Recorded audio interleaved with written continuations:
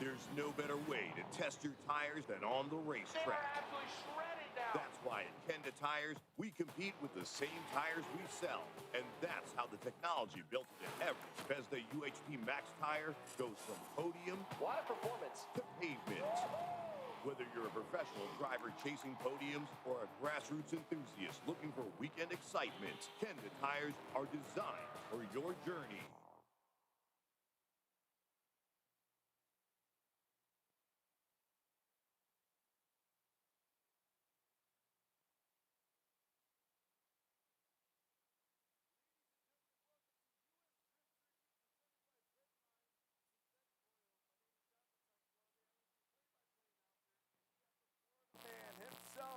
Right next to me.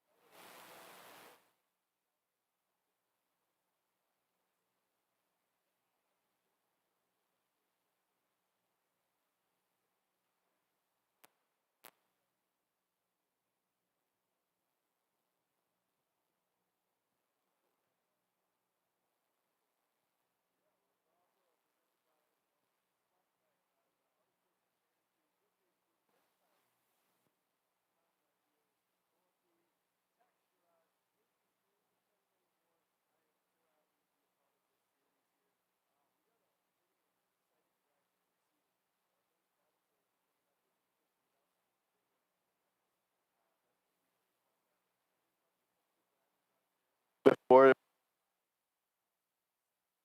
actually someone I'm very he told me Cut it. Okay. okay. Technical difficulties. All right. So Restart again. ladies and gentlemen, welcome to US Drift Circuit, and we are here presented by Redline Synthetic Oils. My name is Jonathan Tiny Warbe. I am the commentator, the announcer, the play-by-play, and right here next to me is the Florida man, the man himself, Dustin Motors. How are you doing? Tell us about this track here, Dustin. How are you feeling? Doing amazing. Excited to be out here, obviously in sunny Florida. We're hiding out in the shades, but we still got our shades on. We're out here at historic Sebring Raceway, originally a bombing field out here for all the bombers to go out during the World Wars. Now we're out here dropping it like it's hot, putting some tire marks down on this 6 feet deep concrete. And really having a good time, you know. Not the Roar Before the 24 or the Turkey Trot, but we're actually going to put up more smoke than both of them together. Yeah, and not only these guys are out here, you'll see the banners out on the track. You have Drift HQ, Kenda Tires supporting us for this series. I'm super excited on the whole round. Last round was actually pretty electric for these drivers. Oh, yeah. It was fun. Zach Chin was a driver that was brand new, and got to talk to him. That's his daily driver. Yep. So he actually just got that car welded in about 3 days before the last event there. Didn't even have the car on an alignment rack yet. And he was like, well, we're going to go out and put it down. And he got it some attempts into the points. But he's going to be coming out this year, and he says he's ready to go. Yeah, we're going to see our first buy run. Bill's gets into the top 16 for this. Bill Stinger, an OG of the drift scene over here in Florida. Fantastic individual himself. He has his family out here now for this round. He was talking to me about that. And, man, I love seeing the OG out here. Last round, he was shredding. He was killing it. So I love seeing that. what we're hearing back from the track staff here. Yeah, sorry, we actually have mics also in our ears, so we're hearing back from track staff, we're hearing back from the tech side, so we're hearing, you know, all the things that have been going on. Sorry if you were getting on the screen right now, if there's been a delay. We had our Starlink go down, and we also had a generator fail. I think one blew a tire. I don't know how that affects anything, but I saw it shredded up over there. Really? Yeah. Yeah, we blow tires out here even on our generators. Well, this gives us some time to talk about the other sponsors as well. You'll see a minivan on track right now, but we have Autosports Engineering, Drift HQ. 3 of their team members are out here shredding tires. Yeah. Kenda Tires. BC Racing is a brand new sponsor for the series, as well as Kansei Wheels. Fantastic sponsorship there. Yeah, keeping the people safe. We got OMP out here as well. Taxi Garage always making it electric. If you don't have one of their crazy cart conversions yet, definitely the people to go reach out to. With engine management, though, Link ECU. With FD, it's been now 2 years with Link ECU, and what a great 2 years it's been. Super excited to be working with them again. I heard we got some new lighting, though, from the, what is that again? The OP? Op7. Op7. Yeah, Op7 lighting. It's fantastic to have them around, as well as KBD and the WOW signature printing company that helps out with the banners and everything that we see right here, you know. Yeah, also like and subscribe to the streams. Always check out, we always put out some content of a quick rundown of the highlights of the rounds after the rounds are completed.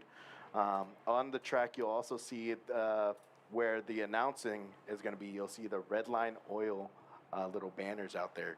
But we have the guys getting ready, set up, and it looks like... Oh, I see what you're talking about Yeah, out there. right I didn't there. even see that yet. we got some guys getting into the burnout box to get set up. So for those that don't know, obviously if you're on this, you most likely do, but burning out the box, they're going to be going and lighting up those tires, getting that first little layer off, getting some heat into them so they have full grip.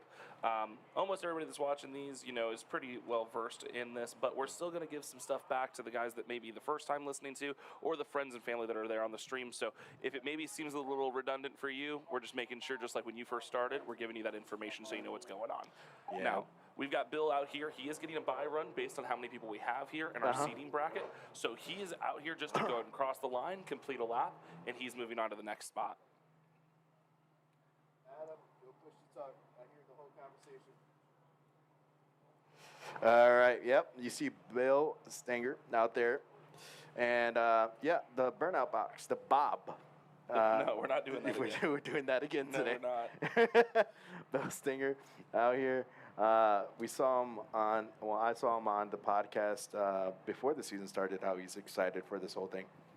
Yeah, so I believe he's out from Jupiter, Florida. He's in an M3. It's LS, and he's looking at about 450 horsepower. So pretty excited to see him come through. A lot more horsepower than I'm used to, but I'm also driving an HR car, so you know, a little bit different. LSs are kind of the way lately. Yeah, LS powered. Back in the day when I used to watch drifting originally, it was a lot of SR20 swaps and 240s, and everybody was doing that. But now you see a lot of LS. But here's Bill Stenger. We're going to see how he shreds this track. The hometown hero, the Florida hero, the OG, coming in with that BMW. Let's see how he shred and try to get to the outer zone. Feeling this out. Looks like he's just using this as seat time. Gets to outer zone 2. And now he's going to try to dive into the first inner clip. Misses it a little bit, but then trying to reach out to outer zone 3. Beautiful fill out there. And he is able to massage that car so he could try to get to each zone. It's a good seat time lap for him. So yeah, definitely a lot of clutch work that you could see there. Coming in, balls to it, just going hard on that first initiation. You could hear him come off and then either change gears or do a clutch kick. Wasn't really sure what exactly he was doing. It's hard from the angle we were at. But then you could hear him massaging, like you said, that clutch in the back, so that he was just giving it just the right amount of grip to get through. The grip difference, and this is something the drivers talk about, and you know, if you've ever been on this track, the first half, you feel loose. No matter what you do to your car, you feel loose on the front end of this.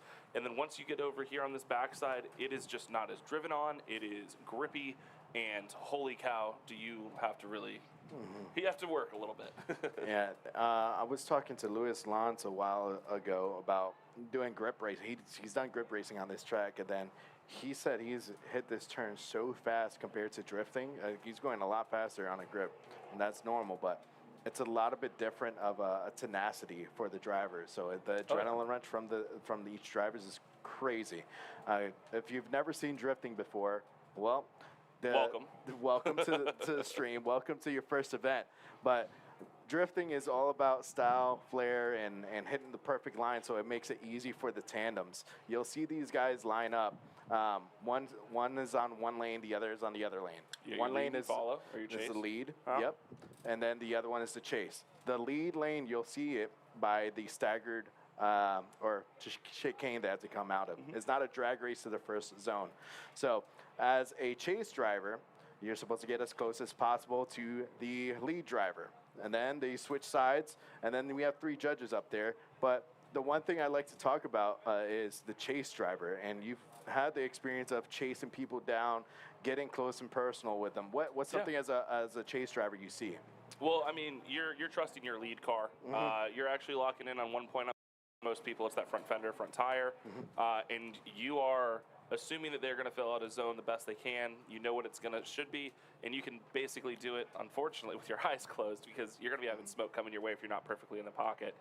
But it's more fun. I'd rather be chasing than leading every day. Yeah. You learn a whole lot more and you have a whole lot more fun. But these lead cars need to just be perfect. They need to fill those zones. They need to do what they're doing. But we're going to go ahead and send these 2 here. Coming on up is Nathaniel Jimenez and Christian Nelson. Nathaniel Jimenez is going to be in the lead. Christian Nelson is going to be in the chase. And now this is a non-buy run, so we are going to see 2 rounds of them going. We're going to switch places here with a lead and a chase. First car that's leading now will chase on the next one on the same set of tires, and there's a lot of math and science behind all that too. So there's a lot of strategy that goes on. Yeah, and if, like I said, for the people that have never seen it before, you'll see these lights out here. When extinguished, that's when the lead car can go. Now you'll see the chase car, and he might do a little creep, try to jump up a little bit. They're allowed to do that so they could get a good close tandem right off the rip. But the lead driver cannot jump, or else it's a restart, and there'll be restart lights going towards the first outer zone and the initiation point.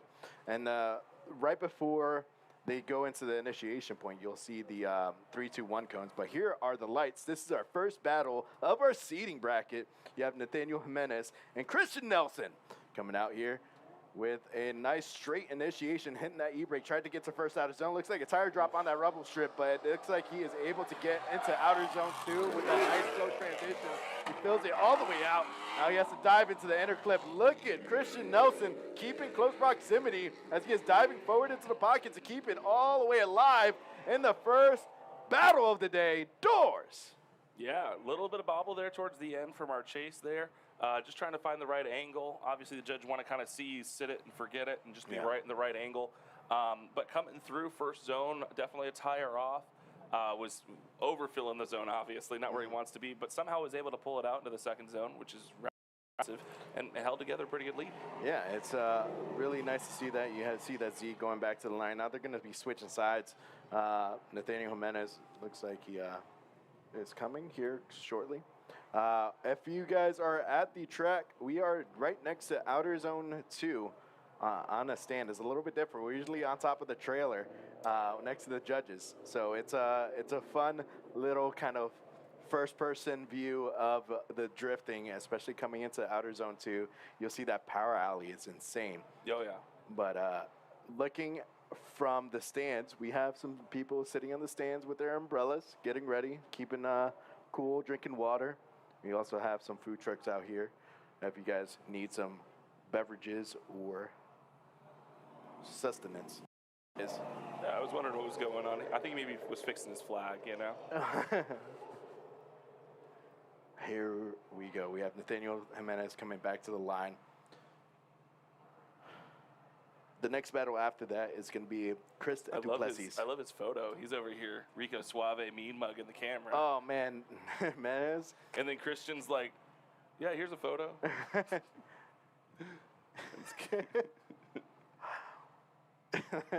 Oh, was that too funny for you? Sorry. I was thinking Christian Nelson has that yearbook photo post. Oh, for sure. Here you go. Very corporate. Christian Nelson is going to be in the lead now. coming in with a straight initiation. Oh, looks like a clutch kick right to that first outer zone. And Nathaniel Jimenez is trying to get that proximity alive. He's falling way behind. Oh, my goodness. A lot of speed.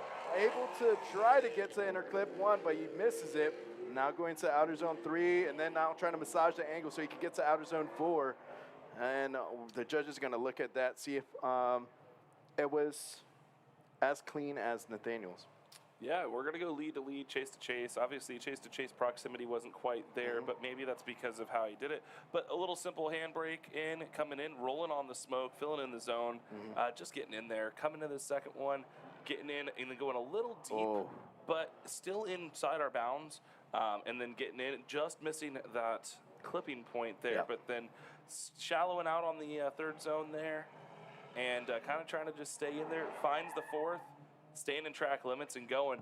Now, as a chase driver, you have to go, okay, I need to trust this person is going to go where they're needing to go, that kind of stuff.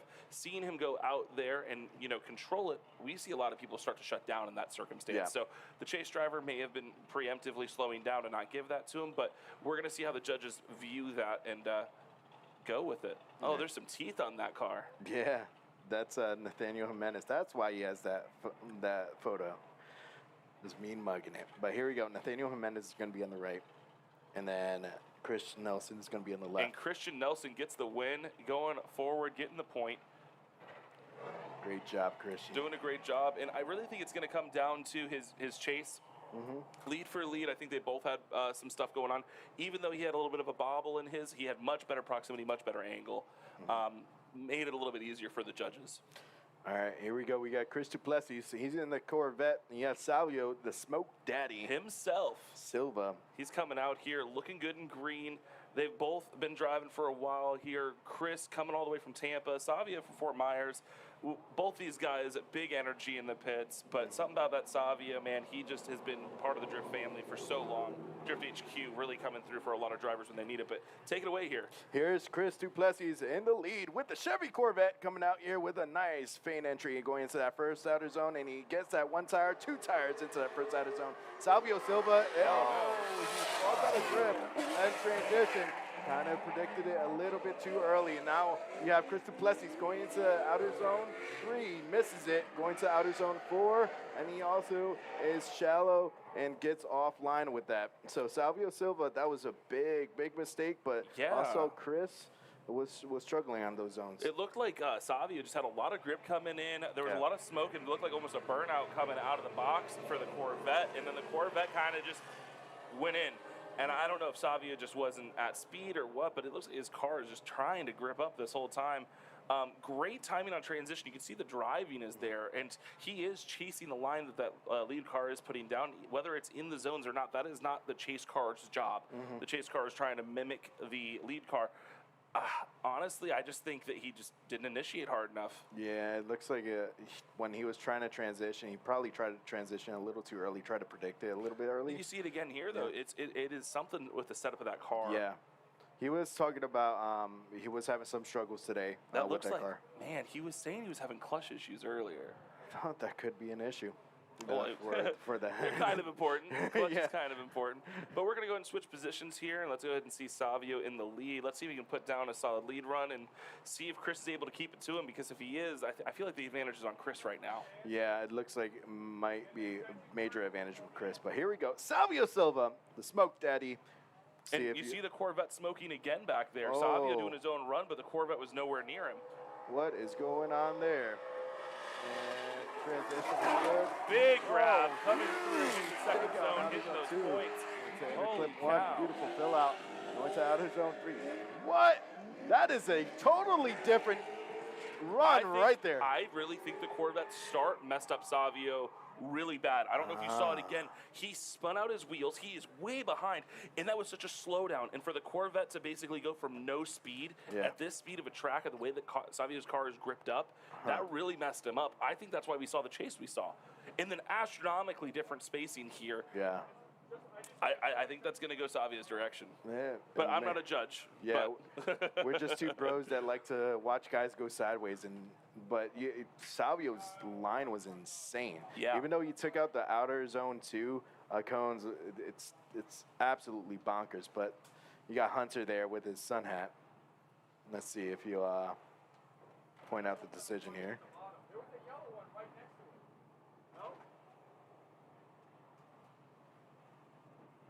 And it looks like Savio Silva gets the win and moves on. Oh, these graphics are so good. You see that big winner with the lightning strike? What? Florida man over here coming in, the lightning capital of the world, ready to see some showdowns. I really think, and if we go back on the replay again, or if they show it again, I saw it before and I just didn't know what it was going on, but that Corvette smoked out, spun his tires. He is just really excited to get out there, but he doesn't know to feather the clutch, I guess, to start his run. I'm not quite sure what's going on, but you can see it right here. Yeah. Imagine trying to chase somebody that's that far behind from what you're expecting. Yep. Savio's almost in a shutdown state. Yeah. That's a hard one, but he still was able to put something together and get the win. So here we go. We got our next battle coming up. And you got Zach Chin and Pedro Segnini. Pedro Segnini is going to be in the lead. And Pedro, man, coming all the way from Windermere, OSW out there. He actually beat me over at King of OSW. Nice. I had a little bit of a car issue. My car shut down when I was on his door. But he was able to go ahead and move to the top 3. I think he got second place. But coming in on this lead here, do you want to take it over? Yeah, Pedro Segnini coming in with the Scandinavian flick, going to that first outer zone and filling it all the way out. Zach Chen, we talked about him earlier. That is his daily driver drift car, but it looks like he goes 4 tires off track in the chase. Look at Pedro going into that inner clip, filling it all the way out. Now transitioning to outer zone 3, smacking that cone with his back end, and going into outer zone 4, absolutely diabolical. Pedro. He's coming all the way, man. Yeah. So Pedro, yeah, like I was saying, he's coming in. He's got that 09, and it is still a VHR. Yeah. He's looking at 320. He's got nitrous, and that's kind of the direction. You kind of go either, nitrous, or you go full comp build with an LS or something like that. But putting it together, getting chased by an SN95, great chassis. It looked like he was kind of dailying it there for a little bit. He kind of straightened out and just was taking it for a cruise. But put it together, the rest of the run just wasn't on that proximity that we're going to be looking for. I'm going to predict that we are going to see Pedro all over this Mustang. He might be, but also he could give a more conservative run on that too. Feeling like he has the advantage. Yeah, feeling like he has the advantage. Not with Pedro. Yeah, I know that driver. He's a younger guy. He's excited to be here. He's going to be all over it. He wants it. Before last round, the last time I seen him drift in the competition was for the Monster Bash with Drift HQ in OKC. Yep, I announced that, yeah. He was insane too. Here we go. Zach Chin in the lead. Going a little slow at the start, but here it is, a little bit more power. And still going slow. Coming in with a straight initiation, going to that first. Look at Pedro. Oh, giving him enough room to transition. Look at the smoke. He is lighting off those tires and just following the lead driver like a gangster. Going to that inner clip. Here comes that transition to outer zone 3. And Pedro is keeping it drift. Look at Zach. Zach does a great job with his daily driver Mustang. Yeah. No, that's fantastic. I think one thing he was telling me is the power difference is what gets him a little bit nervous. Yeah. So as we see a big flick like you were talking about before, and you can actually see him get on his brakes here so that he gives that space. He even holds and hesitates, matching the angle of the previous driver. These Z's want to snap over. He's won Wisefab. He wants to come around, but you can see him lifting the clutch there and everything, throwing more angle even to slow down, but taking exactly what he needs to get that chase where he needs to be. And honestly, I think it's going to be a good run for Pedro this day. I can't wait to see him a little bit more. Yeah, it's Pedro's been killing it last round, and Pedro gets the win. Pedro gets the win. Pedro Segnini actually doing some crazy things this year is fantastic. Absolutely. Now, this is our seeding bracket, so we are going to be going through a bunch of stuff, giving little fist bumps over here, some tire guys. Did he just floss? I think he did. I don't know how old he is. What are you doing? Do you have a little backpack you're going to put on later? Here we go. Well, now we have 2 heavy hitters. You have Duarte Vienna. He was having some car issues when I first saw him today when I walked in. Brand new car, though. Beautiful BMW. And then you have John Temple, the Rocket Man, right there selling nitrous all the time, but he has a big nitrous bottle on the back so he could shoot himself to the moon. And it's insane to see how his skill and tenacity on the car, on the track, throughout the years that I've been commentating him and seeing him on the sim. Fantastic to see him drive out here with the Desert Tan S chassis, representing the combat engineers out there. And the funny thing is, I believe Duarte was also a combat engineer as well.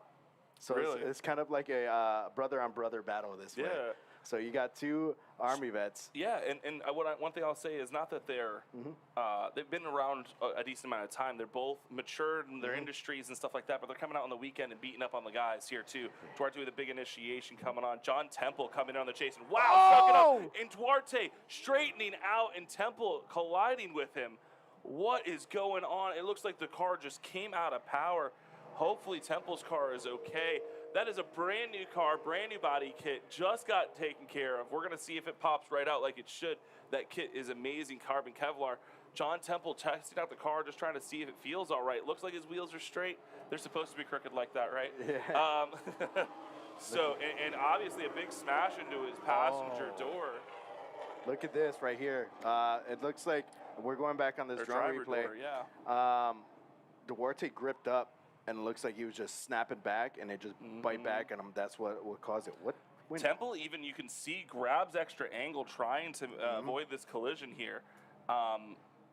Yeah, Duarte's car just comes out of drift. Yeah, and it looks like, man, it's very unfortunate. I love watching Duarte run. He's a fantastic driver. John Temple is doing a great job, too. Oh, did that hit his tire? I don't know. I'm trying to see the Look at this on the contact here shortly. You see John Temple's tires straighten out here. Going back. Oh, definitely hit his tires. Oof. This is definitely going to be a timeout for these guys. They're going to look at their cars over. Yeah, and with that, the contact was gone by one person. The judges are the ones that are going to determine that. Obviously, we're just announcers. But, you know, if it's obvious who caused the contact, they're going to go ahead and give the time to the other person, and the other person needs to use a timeout. Yes. So, yeah, something came off a car, too. Something black's on the track. I don't know if they've cleaned that up yet. But we're going to go and move on to the next one here so the show can continue going on. Once we find out more information, though, from them, and the pits sometimes tell us some stuff, and, you know, we're all on social media, so if you're not following them, I'm sure they're going to update you there as well. But we have a Marcelo Zalpa and a Justin Eland. And it's looking like they're going to get into the burnout box, but I just heard we're going to put them on hold real quick. Okay, cool. Yep, we're going to get ready to go to a commercial break real quick so we can get our drivers situated in the burnout box. I'll catch you guys here shortly. We'll be here waiting.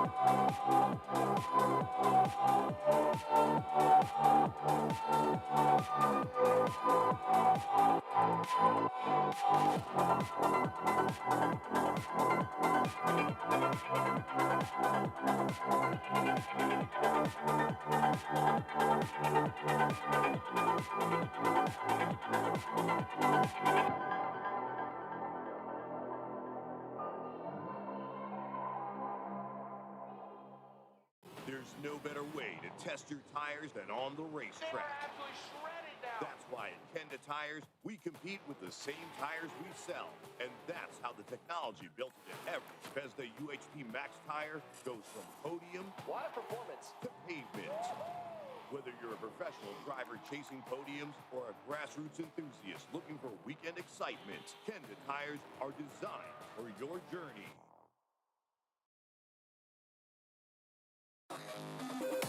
Link is the engine management solution for champions the world over. We know what it takes to win. Pushing boundaries, performing under pressure, and having the best people on your team. Our tech support are performance specialists, available 24 hours and ready to talk one-on-one about your winning formula.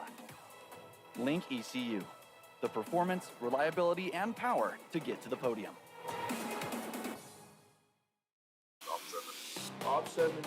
Op 7. Op 7. Op 7.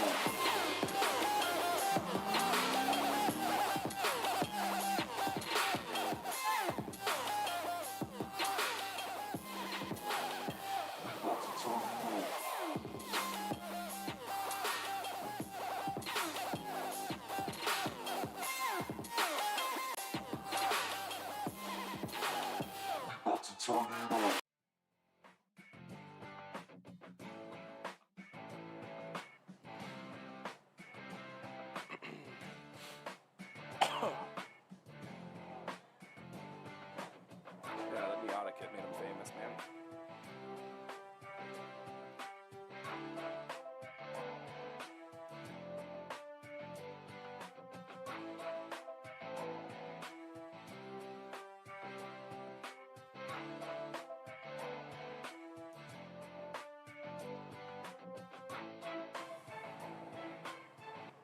And we're back live here. We got a quick rundown on what happened. Actually, Dustin got the information what happened with Duarte's car. Yeah, give us so a rundown. Duarte's car apparently lost throttle. It's a drive-by-wire vehicle, and apparently it disconnected, and so he lost complete throttle there. So that would make total sense on why he gripped up. Obviously, if your foot is not down on the floor, your car straightens. Oh, okay. Weird, right? Yeah, weird. But it's good to see it's a pretty quick fix for him so he could get back on the track. Yep. Nothing huge and significant compared to what other people have experienced. Yeah, no, and thankfully John Temple didn't just wreck out the cars or anything like that. So we got two cars going in the burnout box possibly, or they already lined up. I'm not sure. We have we're going to be going to the next battle here is Wellington da Silva And versus Jackson. Jackson Webb. Yep. And Here they come. here we go. Wellington da Silva in the lead, coming in here with a straight initiation, going to that first outer zone, able to fill it all the way out. And oh no, 2, 3, maybe 3 tires off, but then transition to outer zone 2. Flirts with that line, trying to get to that inner clip. Completely misses it. Oh, that snap was so aggressive. He had to fight to try to get back into the drift as they're going to the final outer zone. That was a struggle for him. Yeah, that was initiation wasn't horrible or anything like that, but he just had a little bit more power than he was expecting coming into there, a little bit more speed. Goes off there, sends our it's not even a clipping point. What do we call that cone that he just destroyed? He ripped apart the base, it looks like, too. Yeah, Corvette giving him some space, but still, mimicking and filling zones. Definitely excited to see the next run. They kept about the same distance apart the whole run, it looks like. Corvette mimicking, but very far away. You can see him taking out angle to try to speed up, but just doesn't bring the proximity, and then holds on to angle a little bit too far there, slower transition. Yeah, and when you're looking at drift battles here, the lead car has to make a chaseable run for the chase driver. So the lead's job is to make it easy for the chase driver to get to the door and get that proximity. There's a lot of corrections here, so it looks like the Corvette is trying to figure out where he's going most of the time. But we're going to see them switch sides. See Jackson, Webb going to be in the lead, and Wellington De Silva in the chase. Yeah. Now, it is difficult being in that chase position. You can't just assume what that lead car is going to do all the time. So very snappy, quick transition where we saw Pedro having to hold because it was such a slow transition, vice versa. So driver to driver, all different technique styles, and obviously the situation they were put themselves in. But here they come down, Corvette leading the way, and I'll let you take it away, Tiny. All right, Jackson is coming out here, coming in with a straight initiation, going inside. Whoa, Wellington De Silva goes off track, exit stage left on outer zone 1, but the lead driver does have to complete this lap to make it all the way through this battle. And you see the transition to the outer zone 3 and 4, and he's able to fill out and stay in and drift all the way through. But man, oh man, that is so unfortunate for Wellington De Silva. Yeah, so Wellington on initiation both times doing the exact same thing.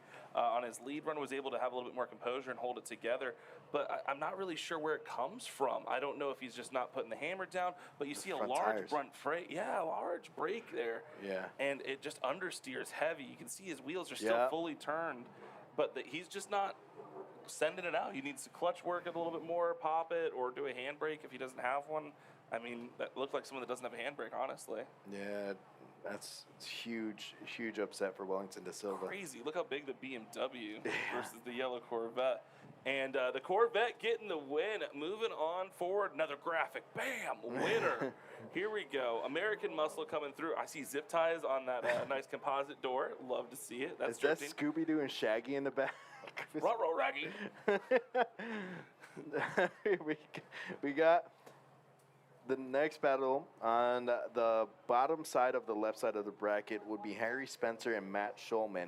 Is the final battle on the left side of the bracket. There we go. Matt Schulman coming in, working his way up the bracket last round. Really made it up. Got a little bit upset battle there, and ended up getting knocked out for the last round. But coming back with a vengeance this time.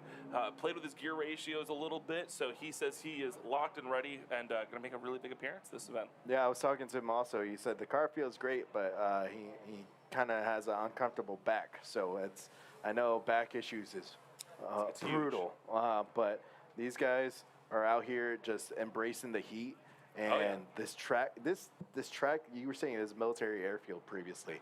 Yes, if you've never been on a military airfield during 100-degree weather, I don't recommend it. It's really hot. You'll be evaporating sweat from your skin. It's insane. But we have Matt Schulman in the lead and Harry Spencer. Yeah, and Spencer coming back, looking great in the practice so far today. Really locked in. His transition's been being worked on. He actually went out to a drift school about a year ago now. Oh, yeah. And he said he came back another man. So he's really coming in, and he's trying to be aggressive. He went for his Pro-Am. This is his first Pro-Am season, where it is Matt Schulman's third, I believe, or fourth. Yeah. So definitely a little bit of time and skill difference there, where we're going to see if that young buck of Spencer is able to come after Matt Schulman. Yeah. Matt Schulman out here and Harry Spencer in the chase. And Matt Schulman comes in with a nice initiation, lights off the tires right off the rip on the first outer zone. Very comfortable. Smooth like butter, ripping that e-brake, went to outer zone 2, and then diving into that inner clip, going to transition to outer zone 3. Harry Spencer has lost a little bit in the line, and he's trying to get that proximity alive. Look at Matt Schulman riding the outer line all the way through, an absolute gangster. Yeah, you can see here at the initiation a little bit of space. He's given it to him a little bit later initiation. And because of that, when the smoke turns on for Matt, he is just smoke screened in the middle of it and holds on to his angle just a little bit too long. And because of that, he finds out he's not in his position that he wants to, holds less angle to try to catch up, but unfortunately just wasn't able to chase him down, cutting line and angle to try to get up there, but could not get the proximity back. No. I saw Harry coming back. He has a big beard and he's going from underneath his helmet. It's pretty entertaining to see. But look at the transition here. It looks like Harry, they were talking about it in a driver's meeting, from outer zone 1 to 2. If you angle up from outer zone 1 2, you're going to slow yourself down and not Yep. carry the momentum. Matt Schulman, you'll see him go from outer zone 1 and 2, just fluid momentum going through. Harry And- was struggling with This that. is one of those things where I'm saying he has now driven this back course 6 times Yeah. prior to this season in competition, Matt Schulman. He's able to figure it out, and he figured it out last year where he was able to go all the way. I Yep. think he got into the top 4, or if not the grade 8. So here we are again with a launch. Let's go ahead and see how it goes with the roles reversed. I'm expecting to see some door action. What about you? Yeah, same here. Here's Harry Spencer coming in with a little Scandi flick going into that first outer zone, lighting off the tires, trying to get all the way through. It looks like 2-tire drop, and then transitioning going to outer zone 2 and missing it a little bit. Oh, huge angle, trying to get to that inner clip, but then transitioning to outer zone 3. And look at Matt Schulman just reeling him in like a big old fish out here in Florida. Doing right on the phenomenal work. Matt Schulman trusting that lead car, even with the adjustment and the bobble of Spencer here.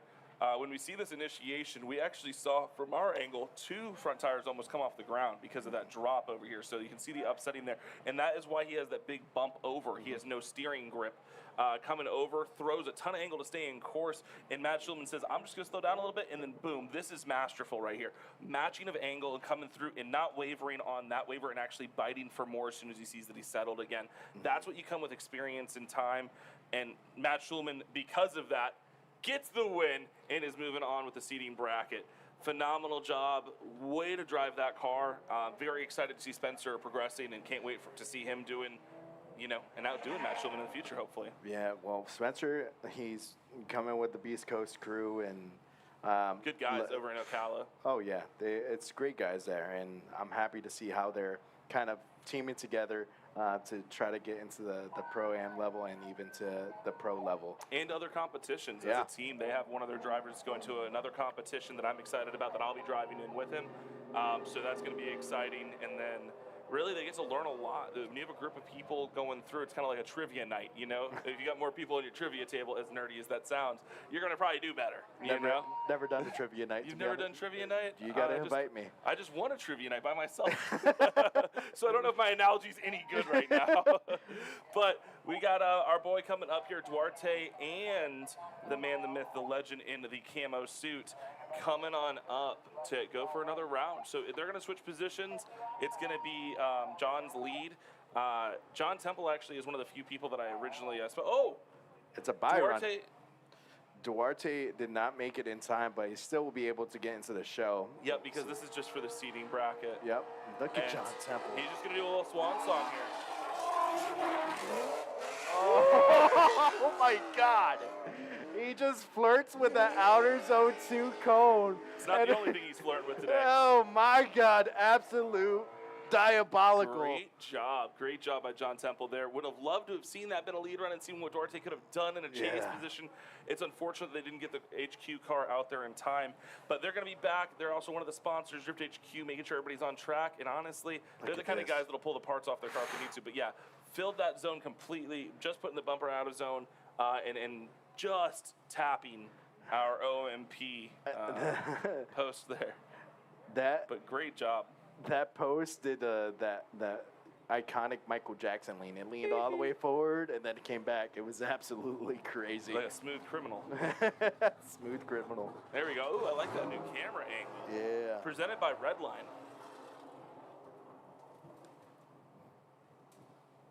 All right, it looks like we're getting our next battle ready over here. Marcelo Zalpa and Justin Eland. They are going to the Bob. No. Yes. No, we're not and if doing you this. see in the background, we do have the other side of the track getting some grip racing, some done some back classic there. Porsches there. And Yeah. some open wheel. Ooh. Yeah, look at that. Okay. Yeah, so we actually, when we rent the track, we don't rent out all of Sebring. We actually normally partner with one of the NASA events or the SCCA or whatever other thing is going on. Zalpa, though, in a nice black and yellow Corvette coming in, absolutely killing it this last season.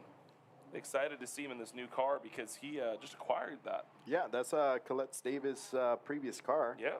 And Black and Yellow was one of my favorite songs during art school. Oh my goodness, we're not going to throw that back. Little Wayne is going to be dropping an album, and now you're bringing up Black and Yellow. Come on, we're going back to high school. Something cool about this car and him in general, it is, call it its previous competition car, tons of wins under its belt and placements. We're going to go ahead and watch it here with a big initiation, going towards more the middle of the track and falling into the zone. Coming up, putting on a smoke screen though, and wow, holds on to the power coming into the second, filling it perfectly. And a little bit too inside. I think he misunderstood that inside as an outside. So a little bit off course. He shouldn't do that when he's with somebody else, but it looked cool. Very sweet guy. Actually offered that car when he just had bought it. Was just in his brand new trailer to someone else at OSW when they crashed their car. So they could continue driving because they crashed in practice or something broke. So drifting is one of those sports where gives the parts off your back if you need to or you can. So. But here we see perfect there, but just way too much angle. And then he says, oh, I'm going to go inside here. New track layout. Yeah, new track layout unlocked. Zalpa. That's the Zalpa. Definitely an awesome crew over there. And that was the last battle of the left side of the bracket for the top 32 seeding. And now we're going to see the right side of the bracket. Hayden Williams gets a bye run going to the top 16. And I think he's probably going to take that time. He's going to take the free run, isn't he? Yeah, and the other person that will get a bye to the top 16 is Lee Earwood. But the first battle on the right side of the bracket is Lucas Hanazono and Carlos Santos.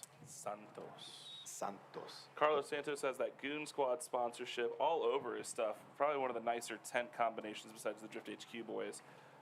Lucas, was it Lucas who I talked to for a little bit? Let me see his car again. No, I didn't get to talk to him yet. Over in Mims, though. Mims, Florida, where it sounds like everybody lives near Mims. Yeah, I never even knew that was a town. I thought it was just and then music the compound artist and stuff like that. Yeah, artist. I don't know the artist. No, OG artist, but my bad. Jersey. I'm not Jersey. I don't know if you can tell. I'm a Florida man. Get it right. There you go. Different kind of energy, like Jersey man versus Florida man. It's Taylor ham, not pork roll. Here we go. We got Carlos Santos in the lead, and Lucas is going to be in the chase. See this young buck shredded tires here. Carlos Santos, very big. He just got out of the military, coming into the first outer zone and be able to light off his tires. Now transitioning to the power alley, and they get into outer zone 2. And also flirts with the outer zone cones, getting to interclip. Beautiful fill out as well. Transitioning to outer zone 3. And look at Lucas trying to get forward in the pocket so he can reel in the proximity and shallow up the line, but able to get right there to the door at the end of the lap. Yeah, it looks like he had a little misunderstanding with his car. Didn't really get it sideways when it looks like he grabbed for that handbrake. You can see he's going straight right here, grabbing that handbrake to try to give angle, and that's not going to really do it for him. He was able to light him off eventually and cut a lot of line, really just trying to make sure he can get this proximity. Brings it in towards this inner clip, and honestly looked great there. Snap transition coming around, and then again reels him in, chases him down.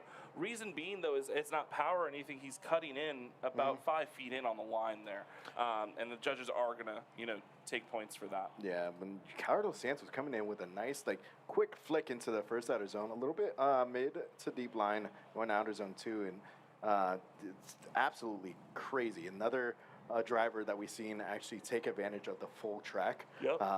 Some of the guys are getting shallow and kind of a little nervous to go a little bit a longer transition from outer zone 1 to 2. I'm excited to see how Carlos is going to treat this chase run, seeing or hearing if he has a mic on or I'm not sure. But with Lucas's entry style that he did, hopefully it's just a simple mistake that he can get feedback on and replace and fix, because obviously that's going to be necessary for continuing in the day. But Carlos, let's see if he's going to stay on him.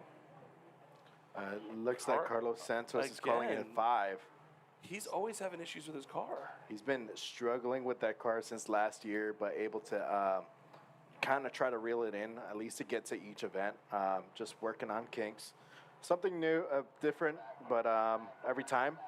But for someone that's just getting into the ProAM scene and the professional scene. Well, this is his second year. So yeah. Hopefully we were wanting to see that kind of work out in the first year, Yeah. Getting a placement points in general in the first year is difficult. So, people coming into competitions, if it's not something you've gotten at least your feet in a couple of times, we've done a lot of fun events, a lot of seat time. As soon as you end up doing competition, though, it's always so different. Yeah. There's a lot more stress. There's a lot more time constraints, and you have to be on. It's not, hey, let's hang out in the trailer until A class is going, and then, let's go run out with my 3 friends. No, it's you don't know who you're going against, completely different driving style, and you're trusting it and hucking your car harder than you ever do. So. It looks like it's going to be Andreas Mesner. He's going to be on that on-point G right there. He was having some cooling issues earlier. Really? Yeah. And then the chase driver is going to be Nick, the Fierce Ward. And Nick, what? Yeah. Nick Ward? Nick Ward is supposed to be chasing him, but I don't think he's going to be at the line. I was about to say, I don't see Nick But Ward. that's what you see on the bracket. And Okay. so that's people that are following along, they see on the right side Here's here. Nick. He was just There he further is. off the camera. We couldn't see him. Nick's normally looking absolutely fly in his car, that a new deliveries car? and stuff. It is the car that he's been building. Just didn't have time to put wrap on it. Oh. So when okay. I first came out here, I saw him transition. I was like, who is that? Yeah. Like, I don't know that car. And of course I do know that car. It's Nick. Yeah. Coming up from FDE, though, so a lot of work over there. Yeah. Him and Ryan Kaufman, teammates here in the Pro-Am scenes, but also they are teammates in the FD. Yep. They work with each other. It's fantastic to see that. We got him in the chase. Nick Ward is going to be in the chase. Andreas Mesner is going to be in the lead. Mesner, from what I remember, always big on initiations. Let's see how he handles it over here on this side, because, again, coming into a big flick. And in the middle of the course, not really feeling that first zone, putting out the smoke. Nick It going a looks little like bit a on the safer restart. side and staying in. And oh my goodness, did he read it correctly? Coming in right on him. We're eating that inner clip. Screw it. Both of them coming around on this outer zone. Nick trying to chase him down, and it looks like we're having an impossible straight from our lead car, and Nick, because of that, having a reaction as well. So a lot to unpack in that round. What do you think? I think there was a restart that was happening here. Really? Yeah, but that backfire, I think it was from Nick that made me jump a little bit. That caught me off guard. I felt that in my soul as he was going into that inner clip. This is a good lead lap for Andreas Mesner to feel it out, but it does look like that huge straighten. But Yeah, it definitely looks like a feel-it-out lap for him. I'm not sure if it's just because he was having the overheating issues that he didn't have the seat time that he was looking for coming out here. We also got different temperatures from this morning to now on the track. It does make a huge difference on the tires. He was definitely putting down the smoke and putting down the power. You can see Nick actually not producing smoke because he's holding back, just trying to keep it safely in an angle. Chasing him down even when he goes off track, that's what the chase car is supposed to do. So got to give him credit where it's due. oh man, Oh, and Jackson in the new vehicle making an appearance on the stream. there we go. We're gonna have to switch sides. It looked like they were gonna do a restart light, but they just ended up just doing the whole lap there. They're gonna switch sides here.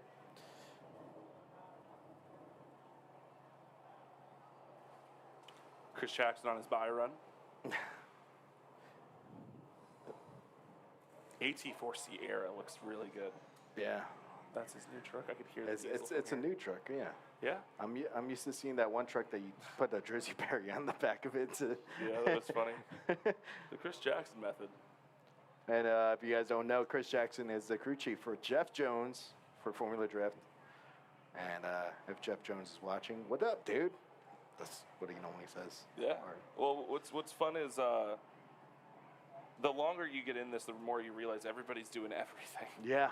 It's the same 40, 50 people traveling the country, making sure this sport keeps running. And Chris Jackson's one of those people. Yeah. I know you and myself, you telecommute for your announcing. Yep. I travel out a little bit, so I'll be at Mid Pond this year while competing over there. I'm also announcing another series. Nice. So, but Yeah. a lot of people, a lot of help.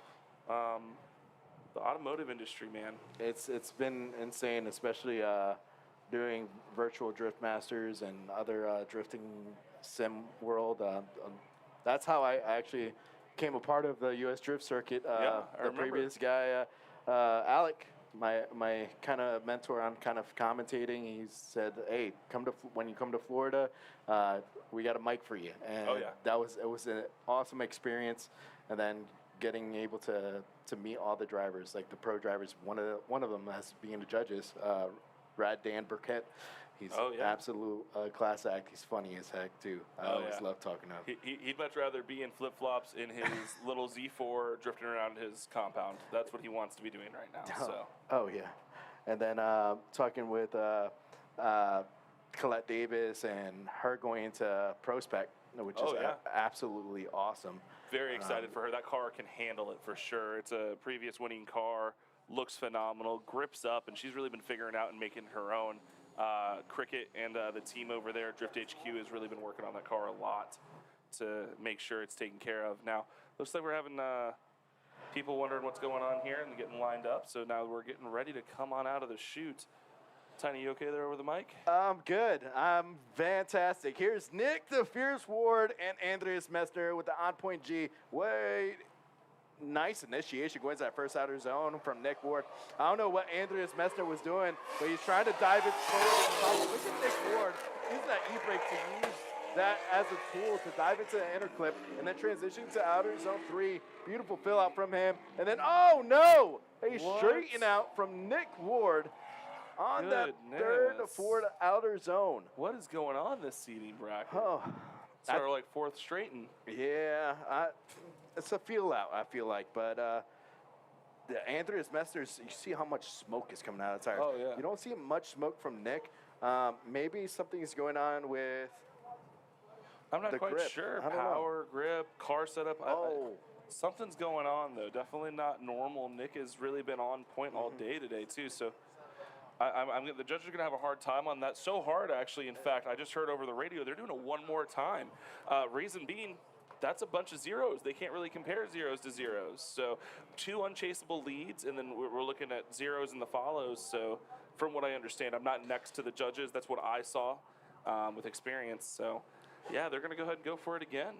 Yeah, next we have Vincent Toledo and Nathaniel Jordan. Nathaniel Jordan we saw last round with that Mustang. Yes. Doing a killer lap at Leadfoot City. So Nathaniel, the home track killer over there, Yeah. he's definitely the favorite coming in from the people's champion point of view. That guy held his own, coming in, crewed by himself. Nobody there to help him change tires, set up the car, spot for him, nothing. He did everything himself, and he put it together. And what a madman. And now coming in, we've got the young man from Chile over here, actually rocking a former Drift HQ car that they've made their own. Last round, they told me, hey, we're down on power. We were missing 300 horsepower. So they're coming in at 3-something. Now they're back in the 6s, I believe, and really going to make a huge difference. But, yeah, coming out from Haines City, originally from Chile, and then our boy in Howie in the Hills. Howie in the Hills? I didn't even know that's a place. Where is that? I don't know where Howie in the Hills is. You're the Florida native. Well, Howie in the Hills doesn't sound very Florida. Here we go.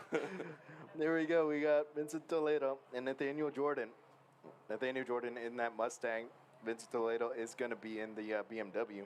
Yeah, I know 2 cars that very different, and we're going to see what happens. Our Chase going ahead and give himself a little bit of head start, and I'm going to let you run with this one. He comes. Vincent Toledo coming in with a nice weight transfer. Going to the first out of zone, but looks 2 tires off. And then trying to dive out of the outer zone 1 to go to the outer zone 2. And trying to float into it. Puts out a huge cloud of smoke, and that's from the chalk from the lines as they're going to outer zone 3. Nathaniel Jordan is staying in drift as he is staying as close as possible. But man, that was yeah, I don't think the Mustang driver even knew what was going on. He saw that and was just like, are you going to stay on track, buddy? And we could see not a whole lot of angle on his initiation, but also we just saw 2 great drivers have a collision over this. He may have just been playing it safe, making the right decision. And in reality, that's his car. You know, he needs that thing. So he's not going to lose it here in a seating bracket for nothing. Transition a little bit slower on the rotation, but much better than we've seen some other people, but still not taking in that proximity or really taking in that angle. I think that's a personal choice. I think he just decided to stay back. Yeah. Now we're going to have them switch sides here. Yeah. Very, very surprising to see that. So we're going to see the exact opposite of this run in my mind. I think that the Mustang's going to go out there and try to put the heat over a run that he can, and that chase car is going to try to put on his door. He's going to try to get this seating bracket win because he knows he just made a huge error on that entry. And this year, it's different too. Every battle that you win, you do get points. So that's something, a perk for the You know drivers. what? Let me go grab the car then. So here we go, and again, coming out of the Drift HQ tent. That's going to be our lead side. Our nice little tire chicane there from the cones, so they can't, as you said, drag race it away, even though it feels like a drag race at the start of this race, this drifting event, because it is a long run-up. Here we go. Vincent Toledo is going to be in the chase. Nathaniel Jordan in the lead with that Ford Mustang coming in here with a big weight transfer, and it looks like he's keeping mid to the line. Right in the middle, yeah. Yeah, and Vincent Toledo is unsure on how to chase this, but now you see Nathaniel Jordan hitting the outer zone 2, and then diving into the inner clip, and then going to outer zone 3. Beautiful fill out, and it's going all the way to outer zone 4. He did miss the first outer zone. Vincent Toledo was trying to figure out what he's doing, and he got real close in the inner clip. Looks completely different from Fuel Fest to here. I understand there's a little bit less grip up in this area, but Mustang just looking a lot slower than it normally does, and a big charge obviously here. This is one of my favorite things. When you have power in doing that's just a beautiful charge. Now, he wasn't able to hold on to it with the angle because he upset the car, but was able to reel him in at the end. We're going to have to see what the judges think on that one because they're going to be really comparing that lead to lead and that chase to chase. And honestly, the Mustang still might even get it, though, because of the 3 tires that I believe I saw come off on that first initiation. Hey, look, those are the mirrors I have, the BMW mirrors on my car. Yeah, BMW mirrors on the Z. Yeah. Interesting. Yeah, they're like the, M3 style. Okay. They bolt right in. Oh, I didn't know that. That's pretty cool. Yeah, bolt right into a Nissan. But 350Z mirrors go great on 240s, so like a lot of my friends do that route. It's so funny because I get rid of my side view mirrors because I don't like the look because everybody has the same thing, and then here they are putting them in their cars. We just like to mix and match out here. We don't want to look different. It's like Legos. It's very much like Legos. The self-tapper will fix it, All right. Judges having a hard time with this one. Yep, and we're going to see a decision here shortly. If you guys are out here at the event, there's some food trucks out there. Grab some grub too. I know there's tire smoke in the air, but that just adds more flavor to your food. Get some little rubber and debris in there. But here we go. We're getting ready for the decisions coming out here. And Nathaniel Jordan gets a win. What was I saying? This is exactly what I was saying, where you can see a car going off very hard. Nathaniel took it a little bit more cautiously, went through as best as he could. Even with his lead being out of that zone and filling in only the second, third, he still gets the win and is moving on. So, man's going to try to make his moves forward. It looks like I got somebody trying to bribe me over here with a hard card and some cash. I'm not sure what's going on over here. What are you up to, kid? I got tap. You wanna tap? Yeah, Apple Pay, tap to pay. You're not driving. Why aren't you driving? So we have Darren Boscia up here by the booth. He did tell me earlier, a couple weeks ago, that his car's not ready to run this round, but I'm pretty sure he's going to be. Which car is he talking about? The one they're building or the one that he's been driving? The one you're building's not ready. So what happened to the one you're driving? It's just too slow. Oh, okay. I got you. Just decided to save the money and the time, but still coming out here to learn from his teammates and figure out all the little bit of insights he can. So that's always good. And we're going to have Sarah Harrow later doing the interviews with the drivers coming off when we're in our main bracket. So that's something exciting to look forward to as well. Kind of get the inside scoop on what they're thinking. Are you excited too? I'm super excited. Shading up right now because it's going to be hot. Oh, it is. We have our buy run here going through. That is the Young Buck out there. I say Young Buck one time and you're just going to use it, aren't you? Yeah. He's just out there just shredding tires. It reminds me a lot of Adam's G with the Tron-like feel to it. Man, Lucas is out there having a good time. And yeah, car looks great. Yeah, 360 and burn some extra tire. Who cares? It's just money. Sarah Hara learned from her experience at Fuel Fest when she cooked like a lobster. I learned the hard way. It was terrible. Tampa's closer to the sun. I feel like it is. Well, down here. I don't think that works that way. Tampa's north. You know how the Earth. Are you wanna? You know what? We're not gonna have this conversation. You're probably gonna say the Earth is flat too. No, I never said the Earth is flat. I just said it feels like Tampa's closer to the sun. That's all. Probably just had a better UV rating that day. Probably, yeah. Yeah, we're in the center. We're in the center of the state right now. Yeah, but we're closer to the equator. By a little bit, yeah. Yeah, just a little bit. Hey, It's all Florida. yeah, it's all Florida. I love it down here. Ever since moving down here, it's like vacation every time you go out of the house. It's great. Oh man, you're one of those people. I live where you vacation. Yeah. I'm one of those people that enjoys thunderstorms. I like lightning Oh, and of course. I just got a metal roof for my house. I can't wait to fall asleep to that. I'm not even joking. I love that sound. stuff. But we have our next battle coming up here. That was Lucas getting that buy run. And then it'll be Andrew Grindle two headphones. and Eric the Fireball Nogera.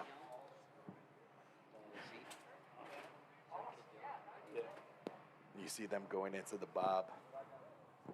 It's not going to catch on. You're going to treat it like fetch. Andrew Grindle, I almost got confused thinking that was Byron. I'm just joking. Did you see that? Because he just got the new livery. Oh, And no. their liveries are kind of similar. Him and Ryan Acevedo, I think, have the most manufactured beef between the two of them ever. Yeah, it's fun, though. Man, Eric Nogera, the Fireball Nogera, as you like to say every single time. love it. And the reason, too, is on Sebring, when we do our layouts, we are not allowed to spray paint on the track. They said no tagging. We're not yeah. allowed to be mischievous. So you see flour on the track, and that's why you see puffs of smoke when their tires hit it. The first time I've commentated, Eric backfired on one of the outer zones on the other side of this track and shot a huge fireball. It was insane. And I'm like, well, that's his nickname, Fireball. Yeah, so flour, or really anything that is semi-flammable, when it has that mixture of air ratio, when it's in that powdered form like that, it is super combustible. Yes. So that's like the silo fires and stuff like that that people hear about, and things. It doesn't need to be fuel. It could be literally anything dry. Yeah. That's that granule. You have Two really good fast cars here, though. I think they're both sponsored by WoW as well. I Yes. think both of them are wrapped by WoW. Very excited to see Andrew Grindle in a liveried car. He was rocking the prior owner's livery, kind of pieced in there. He just got done with Clutch Kickers, I believe. He was up there, one of my teammates up there. We had all three Florida boys, myself, Kashad, and him. So he's getting double duty out here. He's running both series, which is a task. Yeah, and he did also unveil his livery at Formula Drift Orlando, which is cool. We had a couple of the U.S. Drift Circuit cars out there, and we had a U.S. Drift Circuit tech as well. So dope to see people checking out the Pro-Am side of the Pro side. This is awesome. Oh, absolutely. Again, we are a faction of, Formula Drift here, so this is the feed into it. So if you're going to go through and you want to be a part of that, and you want to get to the highest level of drifting there is in the United States of America, in the competition sense, you're going to have to come through us if you're in Florida. Tiny, you don't need to throw stuff, okay? I didn't throw stuff. Someone took off the tape. Eh. I'm breaking stuff. I can tell. They don't give me good. That's why they don't give me nice things. We've got the thumbs up, and we're ready. We're waiting on one of the drivers to give a thumbs up, and there they go. Then Both cars looking menacing, darker, coming up. they're staring at us menacingly. Here's Andrew Grindle and Eric the Fireball Nogera in the chase with the Corvette. Going Andrew for the Grindle handbrake entry. falls out of outer zone 1 and then transitions to outer zone. Fireball Nogera falling behind. Now trying to surge in, and he's off the track as he is going into outer zone 3. And Andrew Grindle does a great job keeping composure in the lead. Oh, man. Eric, I am so surprised on how fast he overcooked that, but Yeah, I was just about to say we had a nice handbrake entry in. Andrew Grindle not really filling the outer zone, but getting in there a little bit, finding the second one, and then just showing up on speed. And that other car instead of plowing into him, decided to go a little bit wider. Looks like his fender popped off a little bit too, but both cars looking really good out there. I think that was just a little bit of a mistake on the driver's part. I think that he just misunderstood where Grindle was going. I don't know if it's because he overheld here or he was in the smoke line too long, but you can see that charge in and trying to eat that corner, and he just almost took the rear of that car out. Holy cow. yeah. Yeah, Man. Grindle Garage really putting it together lately. He has multiple cars. He's almost at every event, really putting in the time. Now, I think our seating king of OSW. So I think he won King of OSW in the spring break. Or no, did he win Black Friday? I don't remember when he won. All right. We have the second side of the battle here.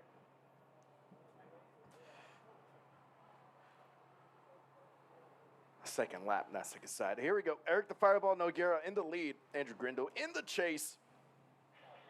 We see the lights extinguish. And Eric Nogera tire drops with dirt drop. Oh my God! What am I watching here? We just saw Eric throwing out great grip, and same thing that just happened to Eric on our inner clip just happened to Grindle, and he just made contact, grabbing the tire, the front tire of Eric, and making him spin. Doesn't look like too crazy of a contact on. I know he's upset with himself in there, but you can see he just holds it down, and he slows down so much because he's going off course. So Grindle's expecting to have all that speed and come in. Eric slows down because he's going off track trying to regain that forward momentum. And it's just a combination. And if he was a little bit closer, it would have been, side-by-side contact. But instead, because the angle he was at, he could only hold that angle. There's nothing else that Grindle really could have done there. Yeah, no, it's definitely, it looked like a small kiss, but looking at this replay, you see Eric tire dropping that tire, and then he's trying to get that Slows power up out. so much. Yep. And then Andrew is just surging so hard, and then makes contact with the front tire there. Oh, something came off. Yeah, just a little piece of plastic or Yeah, something maybe. like that. Yeah, it just looks like a little piece of plastic. And it looks like Andrew Grindle gets the win and moves on. So the judges, well, I'm thinking they're looking at that and they're going, Eric's already 2 off. Eric's slowing down, and that's not really the fault of Grindle. So with that being said, we kind of already kicked that horse down, but let's go ahead and get down to commercial so we can see this next run. Yeah, we'll see you guys shortly.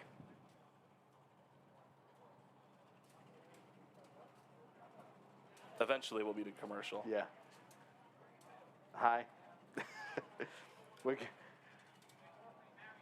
I'll just keep standing here. I guess I'll keep re-explaining that. So the car that hit the one car was caused by the other car slowing down.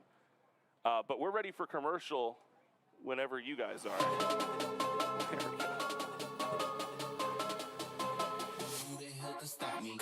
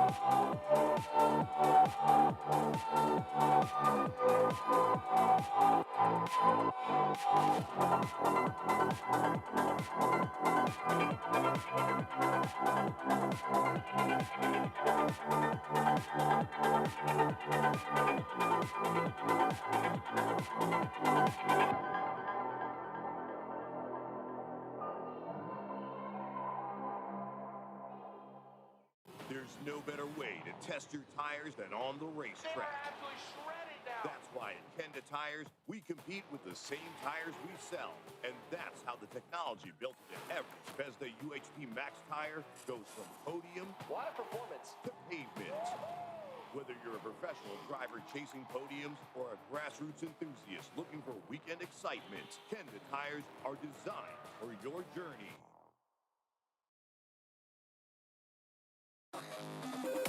Link is the engine management solution for champions the world over.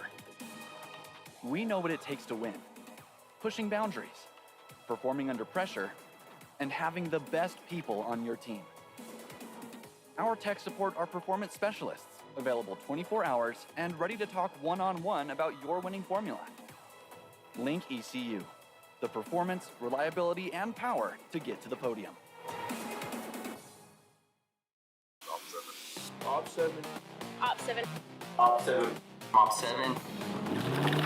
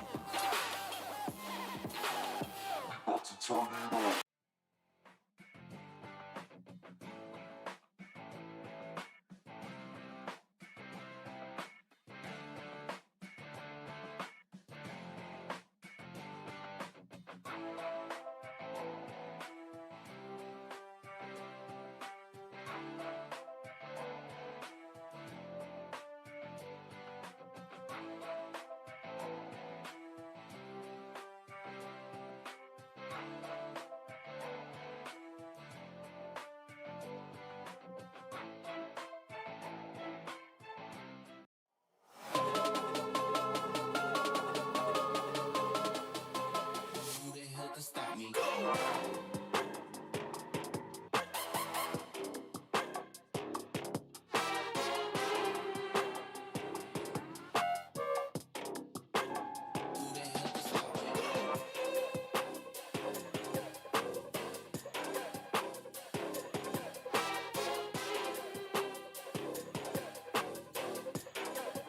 Who the hell can stop me?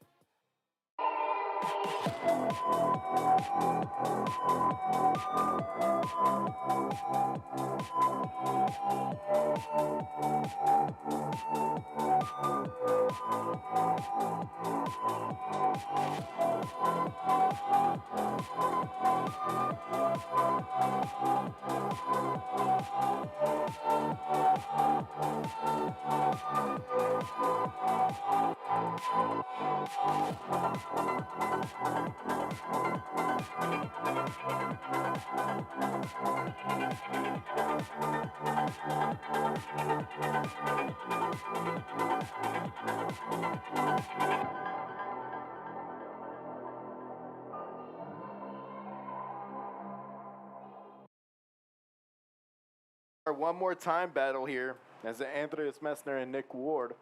Yeah, no, very excited to see this one more time. Obviously, we've been having tons of contact so far in the seating bracket, cars losing power and stuff like that. But here we are, two cars that are going to go ahead and come out and hopefully put down a show for us. Yeah, this is the second battle of the right side of the bracket of the top 32. So we're going to see how they perform out here. We did see the previous battle of Andrew Grindle and Eric Nogera. where Andrew Grindle got the win and then moves on. So here's our one more time battle of our seating bracket. We're going to see Nick Ward in that S chassis. Yeah, and I'm trying to remember the run. I don't know why I'm having a hard time blanking on this one. This is the one more time because they both spun and both zeroed. Yes.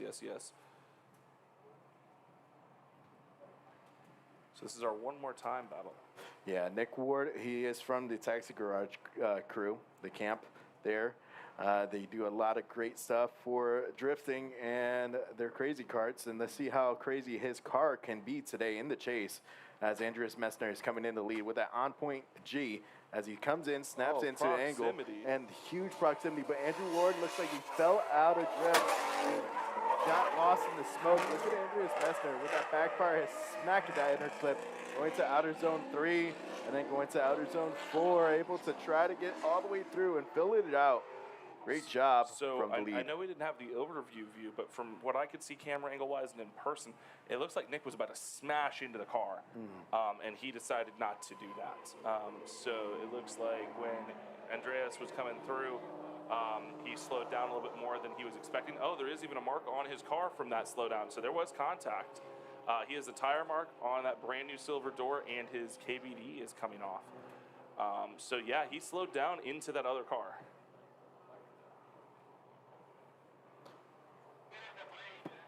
All right, and then we're gonna get them switching sides here. Unfortunately, we didn't have the overhead view on that one, which would have been really nice, but there was definitely contact. He just got that door too. Rubbing is racing, but slamming and crashing. So you can see there's the piece hanging off on his oh yeah, driver's side. It's so funny with Nick. He enjoys drifting so much. He always has a smile on his face whenever he's out on the track. Yeah. And him and Ryan Kaufman, them going at it with each other on each competition I see them battle, it's fun as heck. I'll repeat this later, but I got to interview Nick earlier, and Nick was like, I'm not even here to win. I'm here to get on people's doors. I'm going to have fun. If I win on accident, that's fine, but like, I'm here to put it as close as I can. So he's already got tire marks on his door, the opposite direction of what I think he wants. Yeah. So. Well, here we go. We're waiting for the lights here. It's Nick Ward in the lead and Andreas Mesner in chase.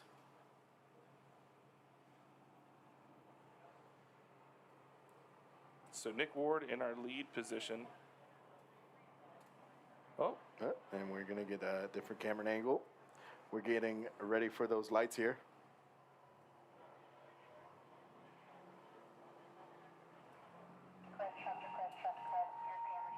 Not quite sure where we're on this other camera.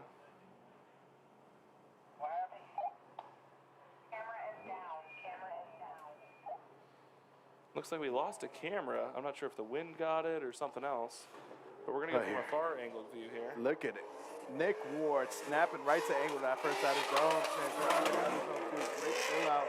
And then diving into that interclip 1, punching that cone with his front bumper. Going to outer zone 3 and going all the way out to the outer line with that back tire and filling out outer zone 4.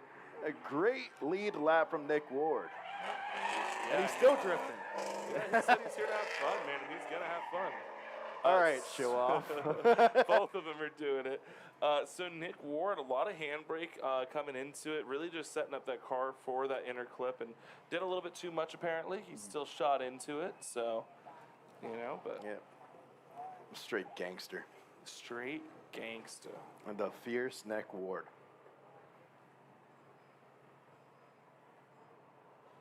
We're waiting for the judge's decision here. And Nick Ward gets the win. Moving on, giving himself a little clap and excitement after that big hit in there, which I'm not quite sure how the judges viewed that or looked at it, but I mean, obviously a collision happened, but Nick was able to put it together with his lead apparently. Now we have our next battle coming out here. It looks like it's going to be Paolo Mota And versus Colette Davis. Colette Davis. Yeah.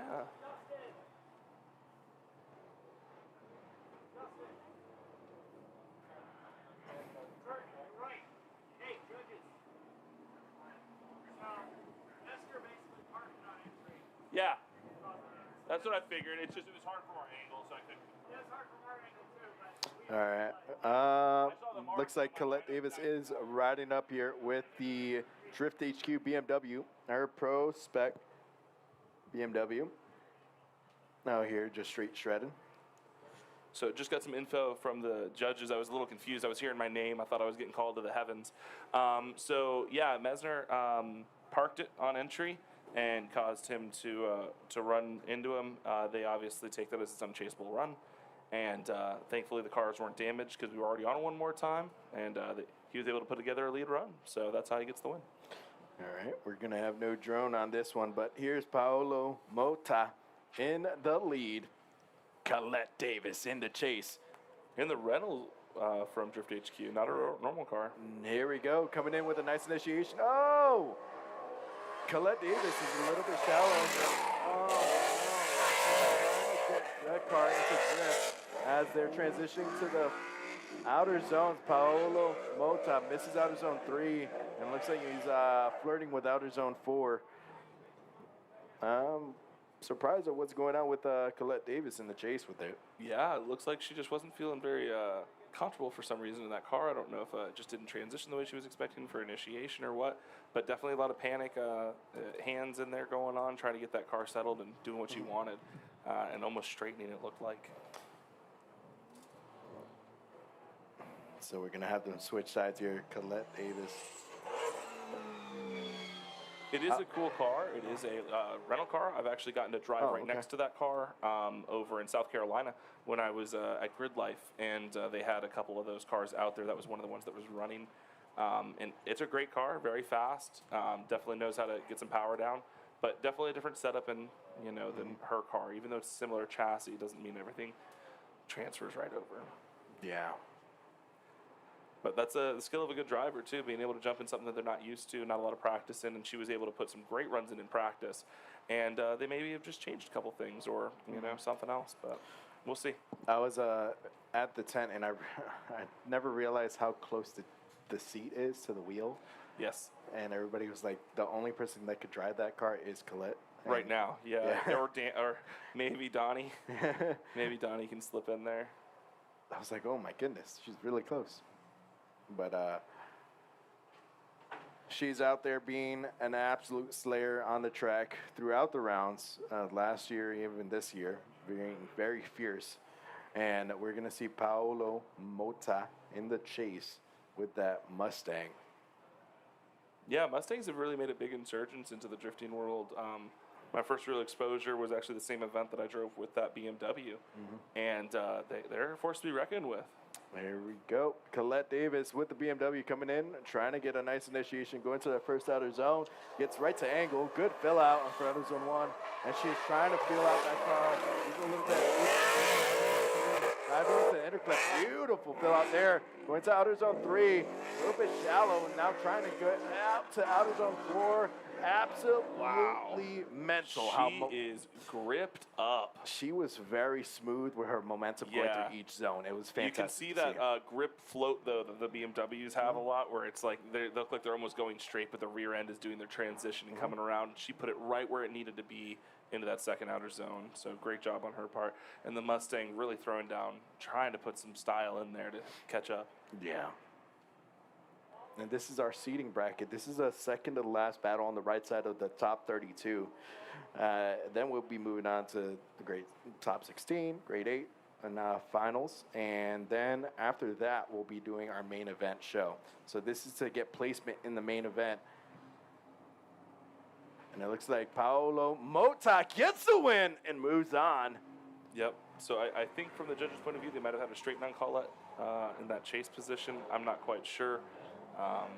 But definitely both of them battled it out, did complete runs, and Mustang gets to walk away with the win. Here we go. The next battle will be Mitchell Roar. Mitchell. And Marcio Jr. Okay. Well, definitely want to thank everybody for tuning in as well. And make sure you hit that subscribe button and follow the social medias and stuff like. Yeah, it's that one right there. Ring the bell for notifications too. Oh, we got to ring that bell. Ding, We got ding, Drift HQ, dong. obviously. We also got Motorsports with Taxi Garage, Link, ECU, KBD, and more. I know Kenda Tires has been doing a lot, as well as Kansei Wheels, really showing up this season. So very excited to see him. We got our buddy out here in the HH staffing car. Mitchell Rohr, absolutely killer. That was, oh, that's Oh, Sasha. Sasha Prospero. I was wondering. Oh my gosh. You were wondering who I that was was? wondering who that was. Yeah, I'm like, who's in the Okay. purple car? So it looks like that's Sasha Prospero. Sasha, the Ironsides Prospero. Yeah, Dude's- last 2 years in the white Apex car, and now he's got some color on him. Yeah, here we go. Mitchell Rohr coming in with a nice initiation, going to that first outer zone. Oh, beautiful fill out from Textbook. Mitchell as he is transitioning to outer zone 2. And almost smokes that outer 2 cone. He misses inner clip, but Mitchell Rohr does a great job to lock into angle and try to flirt with outer zone 3. Now massaging the angle to get to outer zone 4 and able to do that. But man, oh man. Saying Sasha just knows how to enter. He was perfectly stepped back on this initiation, right where he needs to. Started his initiation the same way. I mean, what a run. I'd love to be seeing the replay right now. And there they are. Yeah, here it is. So as you can see, he's just stepped back right in that chase position, barely gained a few, and then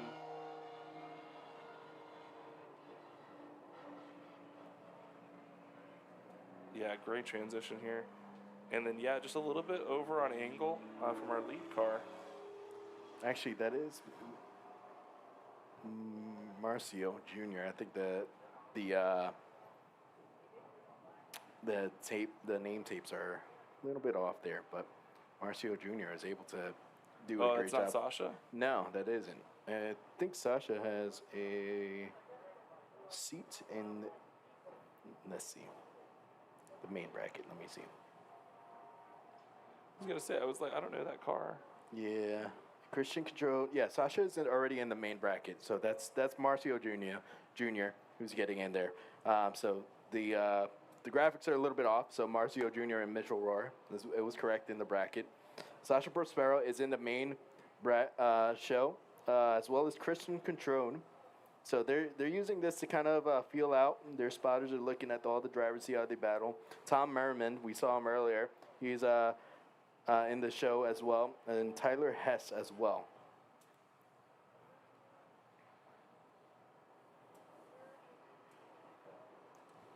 All right.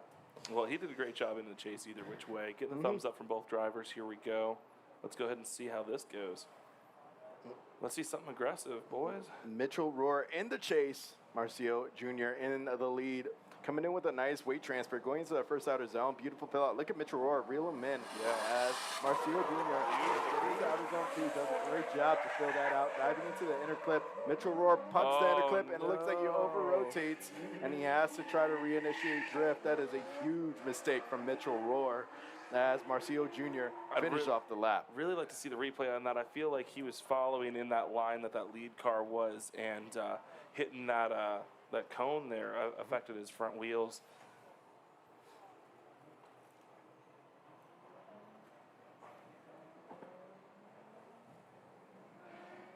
Let's see if we get a replay here.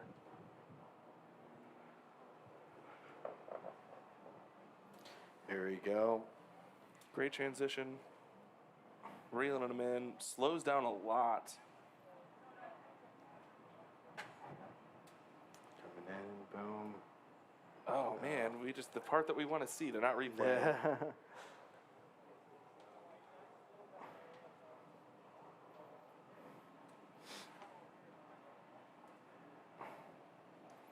And that gentleman out there that is pointing out the Havana White of the decisions is Hunter.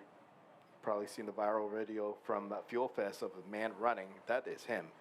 And it looks like Marcio Jr. gets the win and moves on. And now we are in our top 16. We have our next battle coming up. It's going to be Bill Stinger, the OG from Florida, and Christian Nelson. We got them. Yeah, getting there we go. boxed. Yeah, so just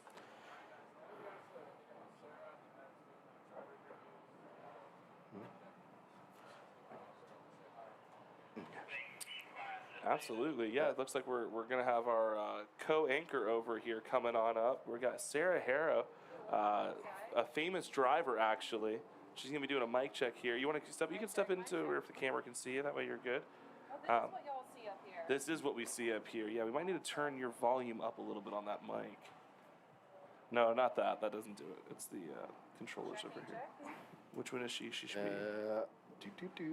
Is it 3? Try there. Ooh. There we go. There we go. Yep, just got to look out for you here.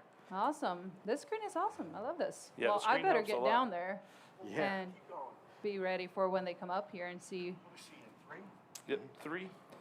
And we have Bill Stinger coming here. Yep, I'm up here. I'm talking. We're testing. We got this. So she's going to be the one doing those interviews that I've been doing in the past. I'm jumping up here because we obviously don't have a guest this year, or not this year, but this event. I'm kind of the Florida man guest coming up here. Coming back up into the booth where I've been for the last 2 years or 3 years or so, or actually 4 years. Holy cow, we've been doing this a while. Tiny's actually been getting to do this now for 2 years, I believe, right?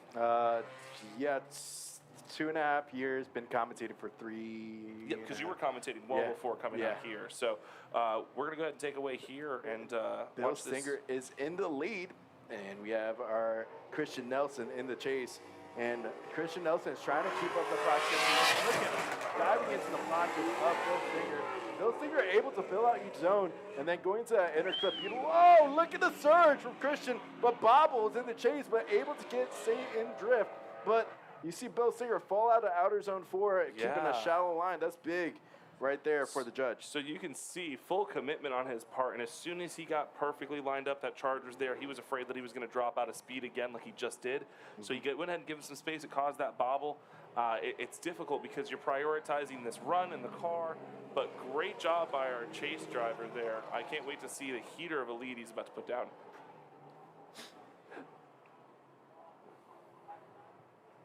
Sarah Harrow out there, and she was commentating for Fuel Fest while you were driving. It was fun. Oh, no. It was, so it was sorry. great. Yeah. I actually think I stole the mic at some point, too, Yeah, didn't you I? did, because I think something happened to your car. You know, on Tampa. transmission decided to go out on me. It was already on its way out. I got a used unit, and it always had issues since when I got it. But you push them till the limit, until they break. So we got a new unit in there, and then I went to the next Fuel Fest with West Palm, and I decided I wanted to switch careers. We're really close to an airport over here. I said, you know what, I want to try to see if this thing can fly. And I followed somebody into the wall, which is what you're supposed to do as a chase driver, and you know, it was entertaining for sure. Yeah, you are listening to Foo Fighters too. Here we go. What was that song that you're thinking of with the Foo Fighters? I'm not gonna sing it. I'm terrible at singing. But Oh, okay. karaoke night, catch me one day. I'll sing that song for you. Oh, okay. I There we appreciate go. Bill Stinger in the chase, and let's see if you'll buzz into the door of Christian Nelson as Christian Nelson comes in with a really hot entry. Oh, no, Bill goes off track. And then you have Christian Nelson. What angle? angle? Going to inner clip. And transitioning into outer zone 3. What? And going into outer zone 4, I think my co-host almost got smacked by rubber. What a monster. He threw such deep angle coming out of zone 2 to get in that inner clipping point and just made it happen. Looked like we had a washout singer, you know, come through and just go out through the first zone like there was an oil slick or something. But we've been seeing a lot of people do that. It's a large run up, and they're bringing in too much speed, and they're not disturbing the car in the way that they should. They're not preloading that weight over and sending it over, which we're seeing a lot of people do, or the consistent let the rear end out and handbrake over that you're seeing your Matt Schulmans and others do like that. So he just washed out, just didn't have that forward grip. But look at that. Oh man, I wish they would have showed it. It was like almost a back. Yeah, it looked like he backheel into that inner clip.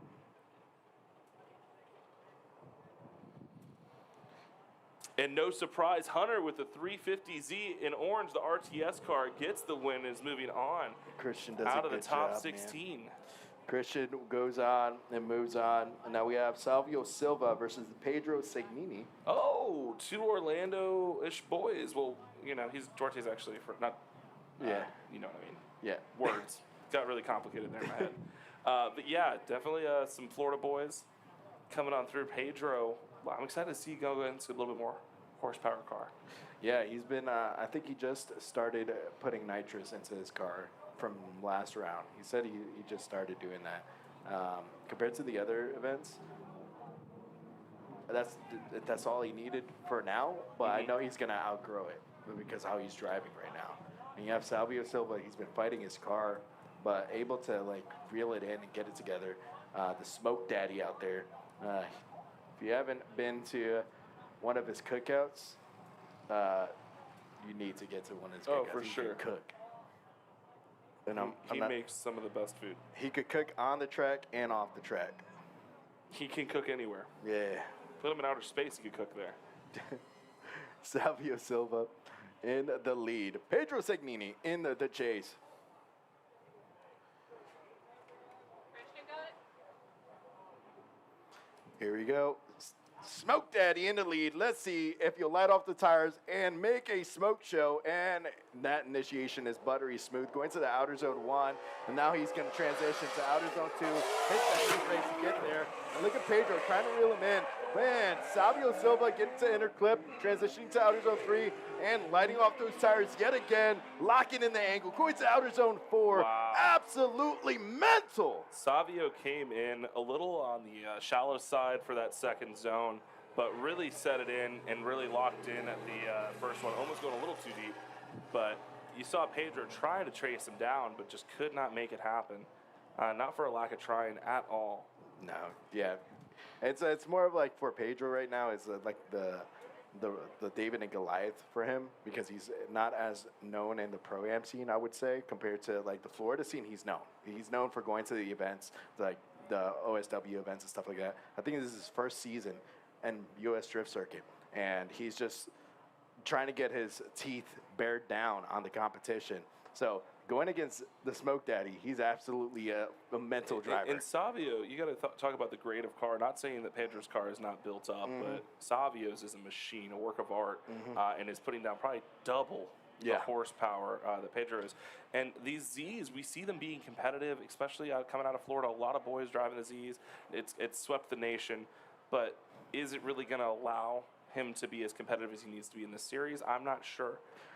But it is a cool platform either way. Yeah, and I look at the Pro-Am scene, if you're starting out, it's like the MLB. When you get to the minor leagues, you're not going to go straight to the MLB right off the rip. That's rare occurrences. You need to build yourself up, and let's see how Pedro Segnini builds up this lap here, going to that first outer zone and able to fill it all the way out, lighting off those tires. Look at the Smoke Daddy kind of surge right into the line, getting close proximity in outer zone 2, and then here goes Pedro filling out that inner clip 1 and a transition to outer zone 3. And look at Savio Silva able to mimic the transition and get back into the pocket. Almost beautiful, perfectly, yeah. Beautiful tandem right there. I'm going to let you guys know, Cosmo and Wanda, you're not slick. I see you out there. Oh, all my right, God. that pink and green. I know you're Cosmo and Wanda. Fairly Odd Parents reference. You're going to have to deal with it. I noticed, okay? But no, phenomenal job by both the drivers there. You're getting to see our man over there with the Fly FPV.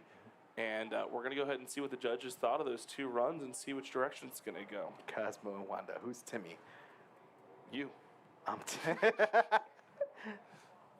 They're checking on you. It's been a few years.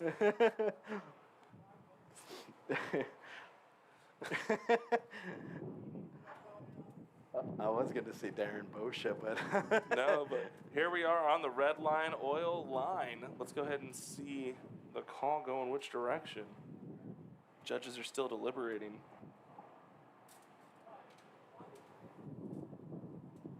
This is our second battle of our top 16.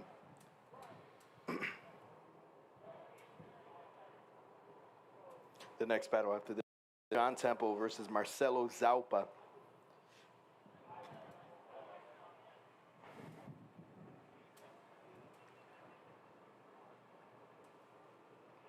Judges going tip for tap. Mm-hmm.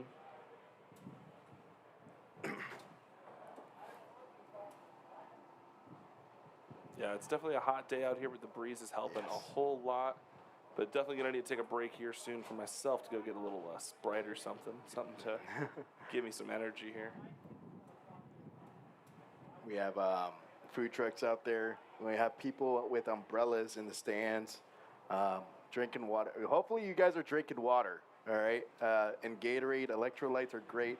I'm drinking a lot of energy drinks, so I just got yelled at by Sarah.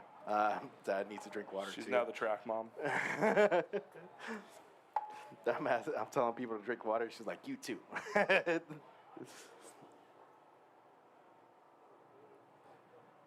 Judge is really deliberating on this one. What I think they're going off of is the corrections that we were talking about. Obviously, Savio made a great, option for him in that chase. He really did a great job. But we got to still look at what he did in his lead. Was he too far off? That's going to be up on the judges. I don't know. Oh, my goodness. He's climbing on the tires. That must be hot. Yes. Something I've noticed on the tires here, I always thought they were used tires that went around tracks. But at this track, they're brand new Michelins. Yeah. It got some bounce to them. Yeah. They got all their tread. That's how I noticed this. Really. So they've made their deliberation. Savio getting the win, and we're going to go ahead and try to stop him for an interview to see what he's thinking and how he's feeling over here with our girl, Sarah Harrow. As our next drivers come up to the burnout box, John Temple and Marcelo Zalpa. We'll see if Savio Silva comes through the track. And there, hey Sarah, we see you on the cam. There you are. Oh, the little flick to the camera, that's hilarious. Here comes Smoke Daddy.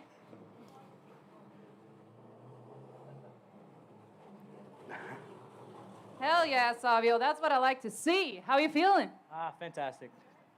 All the smoke? You feeling good? Car feeling good? Smoke daddy, baby. Smoke daddy.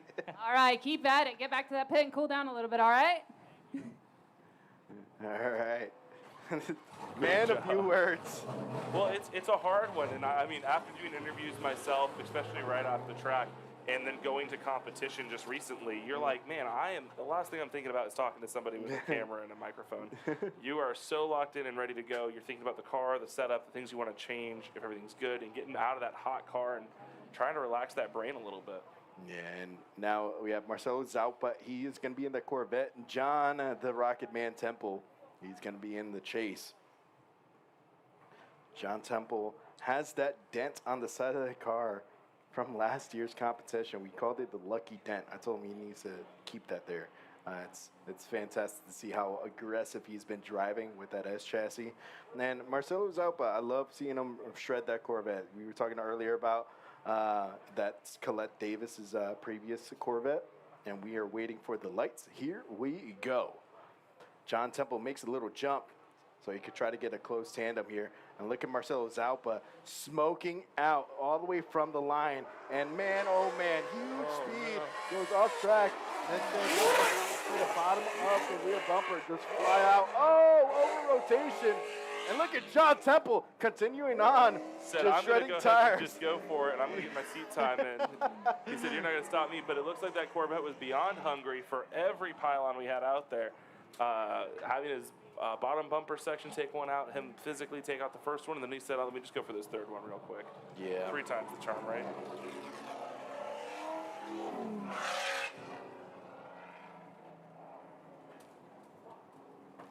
John Temple just drives around him and then just keeps finishing off the track. It's like, oh, okay, you're going to spin there? I'll just keep going. Looking like an Assetto Corsa lobby right there. Oh my goodness, I don't know if you watch F1, but the contact between Max Verstappen, you're like, is he in the Assetto right now, or he purposely just crashed into that car? Crazy. Max Verstappen, absolute maniac behind the wheel and on the sim and real life. But here we go, Slide United t-shirt on, J-Tune Motorsports, John Temple, coming from Deltona, actually lives right 2 minutes away from me. Go to get ice cream at times. Here we go, little fun fact. John Temple is going to be in the lead. Marcelo Zalpa in the chase. We're waiting for the track to be cleaned up real quick because of the debris that was on there. Yeah, quite a bit of debris on that one, you know.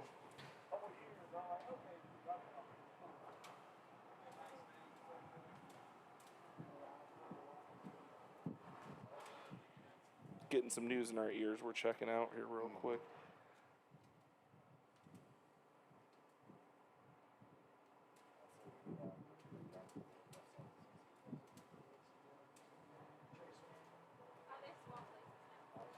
Here comes John Temple. Here comes Johnny.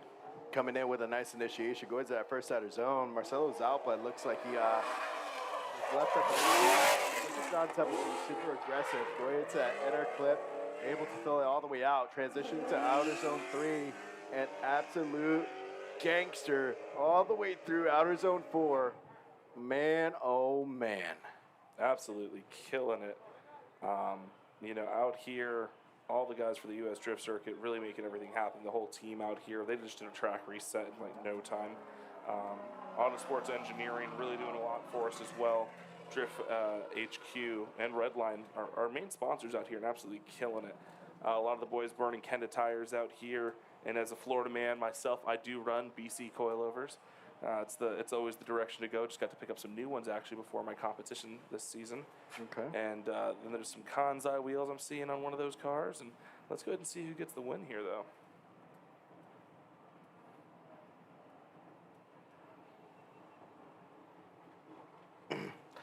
And it looks like John Temple gets the win with the Combat Tan and the PT Belt Yellow on the bottom of his chassis. Man, oh man. We're going to be going into our next battle here. Nitrous bottle hanging out the back. Nitrous Express over here. And Rocket Man. It will be Matt Schulman versus Jackson Webb. Matt Schulman been crazy today. He just got those brand new white wheels on his car. He was saying, I didn't know how I would like it, but when I put it on the car, he was like, oh, It fits. It fits real clean. Yeah. No, I think a lot of people can go into chrome. I have white and chrome for this season. And the chrome, it gets you home. I don't know. I love that stuff. It looks so good. But then you throw white wheels on, you're like, man, but it looks really good with white, too. It's a good combination. You just got to keep them both clean. Yeah. White wheels, that is the problem. You have to clean those things daily. I was doing runs, and it was like mid-pond dirt was on there, and I'm like, oh, no. They look brown. So used to seeing the old school painted wheels from back in the day in 2009, 2008. Not much chrome, but it's more like a textured paint on there, which was fantastic. Textured paint. Yeah, it was like a dark gray at times, but they have like a real flashy color coming out of it, like with the Like a flake? yeah, like a little flake. Oh, okay. Yeah, that's my taste in kind of wheels, but I do like the clean white. Here we go, Matt Schulman in the lead, Jackson Webb in the chase. Jackson Webb's in that Chevy Corvette yellow.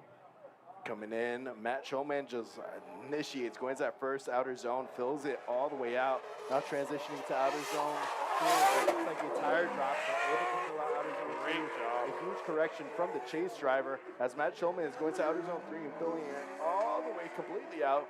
My goodness, the smoke coming out of his tires. Absolutely bonkers. Matt Schulman did a great job. He's being very consistent right now. Seen a big, not a big handbrake, enough to just set the car into the spot right there. But early transition, one of the earliest I've seen, but floated perfectly into our second zone. And honestly, I think it looked really good. It looked really, chaseable. And you can see that, look, it goes a little bit further out there, but perfectly going into it, not hitting those pylons, which we've been seeing others do. And then lined up perfectly for the inside clip. So definitely putting on a clinic on where to fill some zones. And then he said, power on. Let's go ahead and blow off these tires at the end. Now we're going to see the second half of this lap here, in his battle. You have the media people out on track. I hope they're drinking water as well. They're out there, just staff, crew, and media people are absolutely killers out here. They are. One's shaking their head. I don't know. I'm not drinking water. Well, you better drink water, buddy. We got you.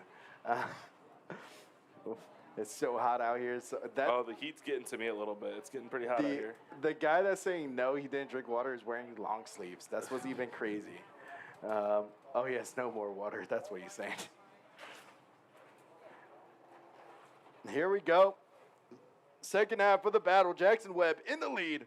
Matt Schulman in the chase to see if Matt Schulman gets a close proximity. Look at, oh man, a piece of Jackson Webb's car goes flying as you see him going to outer zone 2. Transitioning to outer zone 3. Let's see how smooth he does. And going all the way through to outer zone 4. Beautiful fill out. Look at Matt Schulman reeling in the proximity and able to get right there to the door of Jackson Webb. Yeah, no, absolutely. On top of him. You can see in this transition, it looks like we got a fender that's flying in the air. Oh, and a fender does fly off the Corvette. Look at this. So he had that impact with the cone there, and it came off the bottom, and it absolutely flew right at our boy Matt. And he said, I'm not going to park it in the trailer. I'm not worried about your flapping bumper or your, your hood. And he just stayed right in it. Transitions beautifully coming around here into the second zone, matching angle perfectly, and transitions great coming in. And then I think this is when he starts to suck right up in, and he does, yeah. So I think it's an easy one, and the judges think so too. Matt Schulman gets the win and moves on out of the top 16.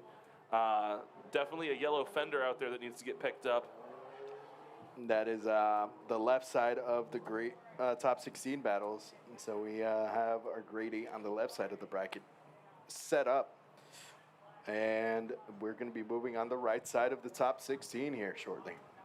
And the first battle will be Hayden Williams and Lucas Hanazono. I'm sorry, how do you pronounce that last name? Hanazono. Hanazono? Mm-hmm. Mm-hmm. The confidence. You're like, confident. oh, absolutely. Hanazono. I like it, I like it. It's funny because I'm pretty good with pronouncing Polish names. Oh, okay. But when it comes to different dialects of like Portuguese and Spanish, I get confused. No fala português? So I understand Portuguese because I do understand Spanish at times, and I grew up with a bunch of Portuguese people. So Okay. Well, so- for everybody that's tuning in, that's any Portuguese out there, Brazilian, tudo bom, tudo bem, you know, just asking how they're doing. Yeah. I don't speak much of another language, but very confidently speak what I know. So Yeah. that's fine, right? Yeah, it went into with Darren. Darren, I talked to him like, "How do you pronounce your name?" Because I was 2 different ways I could pronounce it, and I didn't know which way. And he's Darren Boscia, and I'm like, Boscia. okay, Yep. cool. I was like, it was either Boccia, Boscia, or I was coming up with another one, but thank God. But we're gonna go to a quick commercial break. Hear from our sponsors of the U.S. Drift Circuit. And we'll see you when you get back. Who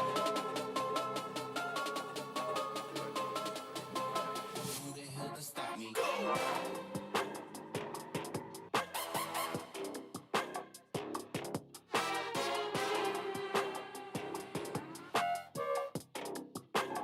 Who the hell can stop me?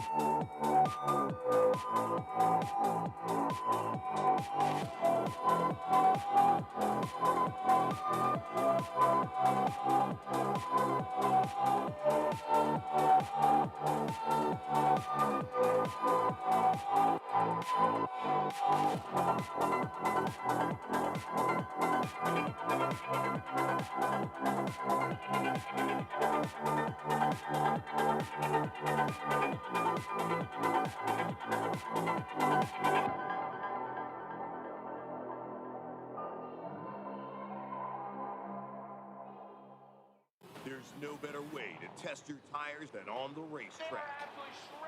That's why at Kenda Tires, we compete with the same tires we sell. And that's how the technology built into every because the UHP Max tire goes from podium What a performance. to pavement. Whether you're a professional driver chasing podiums or a grassroots enthusiast looking for weekend excitement, Kenda Tires are designed for your journey.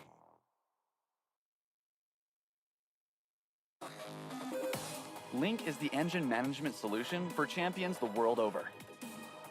We know what it takes to win. Pushing boundaries, performing under pressure, and having the best people on your team. Our tech support are performance specialists, available 24 hours and ready to talk one-on-one about your winning formula. Link ECU, the performance, reliability, and power to get to the podium. Op 7. Op 7. Op 7. Op 7.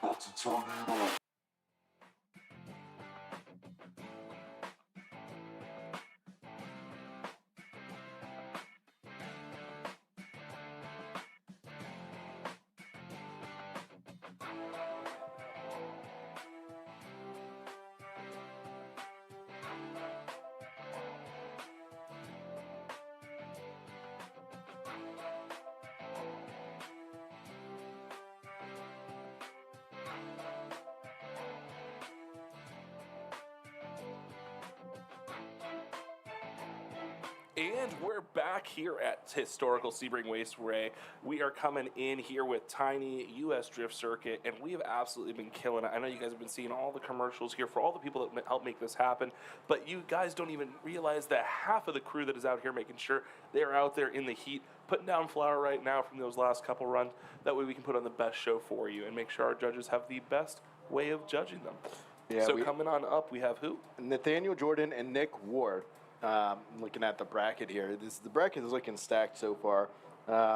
Nathaniel Jordan absolutely been fantastic in the last round with his Mustang, and then you have Nick Ward with his new build coming out here. He wasn't here last round because he was in Japan. Oh no! Oh yeah. Gosh, I feel bad for him. Yeah, it's terrible. How horrible that trip had to be. I just had a good friend actually from Drift Factory was over there, Yeah. and he was loving it. And there was some big clips that I saw come through Ebisu, and he was like, "Yeah, I was there for that. This is what happened. Here's my view." And I'm like, "Oh my gosh, that's crazy." This seems like such a fun trip to do. Oh, yeah. My son actually wants to go to Japan, so I got to save up money to go there and definitely check out the sites and definitely want to go to Ebisu. Ebisu, yeah. Sadly, my money that was saved for going to Japan is getting used to go to Colombia. So we'll go out to Colombia later this month. Nice. Yeah. Well, here we go. We got Nathaniel Jordan in the lead. Nick the Fierce Ward in the chase. Hold on, I want to try that. Nick the Fierce Ward. Was that pretty close? That was pretty close. Yeah. That's pretty good. All right. Solid. Here we go. Lights are coming on, and they are extinguished. Nathaniel Jordan in that Ford Mustang. Nick Ward in the chase with the S chassis. Here comes Nathaniel Jordan in step right, step left, and then going into that initiation and hitting that first outer zone. Look at Nick Ward trying to reel him in. into this inner clip. These are 3 cells long. As Daniel Jordan hits that inner clip, Nick Ward transitions early so he could get close proximity, and he does a great job holding the proximity all the way through to the finish line. So Nick Ward demonstrating a skill that a lot of drivers don't have early on, which is having a fast car driving with a slower car. You can see him being really protective of his initiation there, so he has the space, knows when he can charge in, and then just sits. He sits in the pocket, giving him the space for whatever kind of transition or motion he's going to do. He's going to be able to imitate it. And that's what you call, this isn't very dynamic. This isn't crazy. You don't see a whole lot of flash here. There's no big charges or anything, because he knows if I do that, I could choke myself up and have to spin out or make a big correction. So great job. That's some next level play right there, and that's what makes him the driver he is today. Man, Nick Ward. Nick the Fierce Ward. Nick the Fierce Ward. Still think it's funny. They think my voice is AI from the drift games. Really? Yeah, they did a podcast, and they do virtual drift masters, and they're like, oh. So the new AI announcer's amazing. They were saying Dave Egan, you retired, and you're getting taken over by AI, and eventually, and he's like, what are you talking about? And they're talking about my voice. Oh no. He called me Macho Man Randy Savage. Macho Man Randy Savage coming through. Here we go. Ooh yeah, that's Nick Ward. Ooh yeah.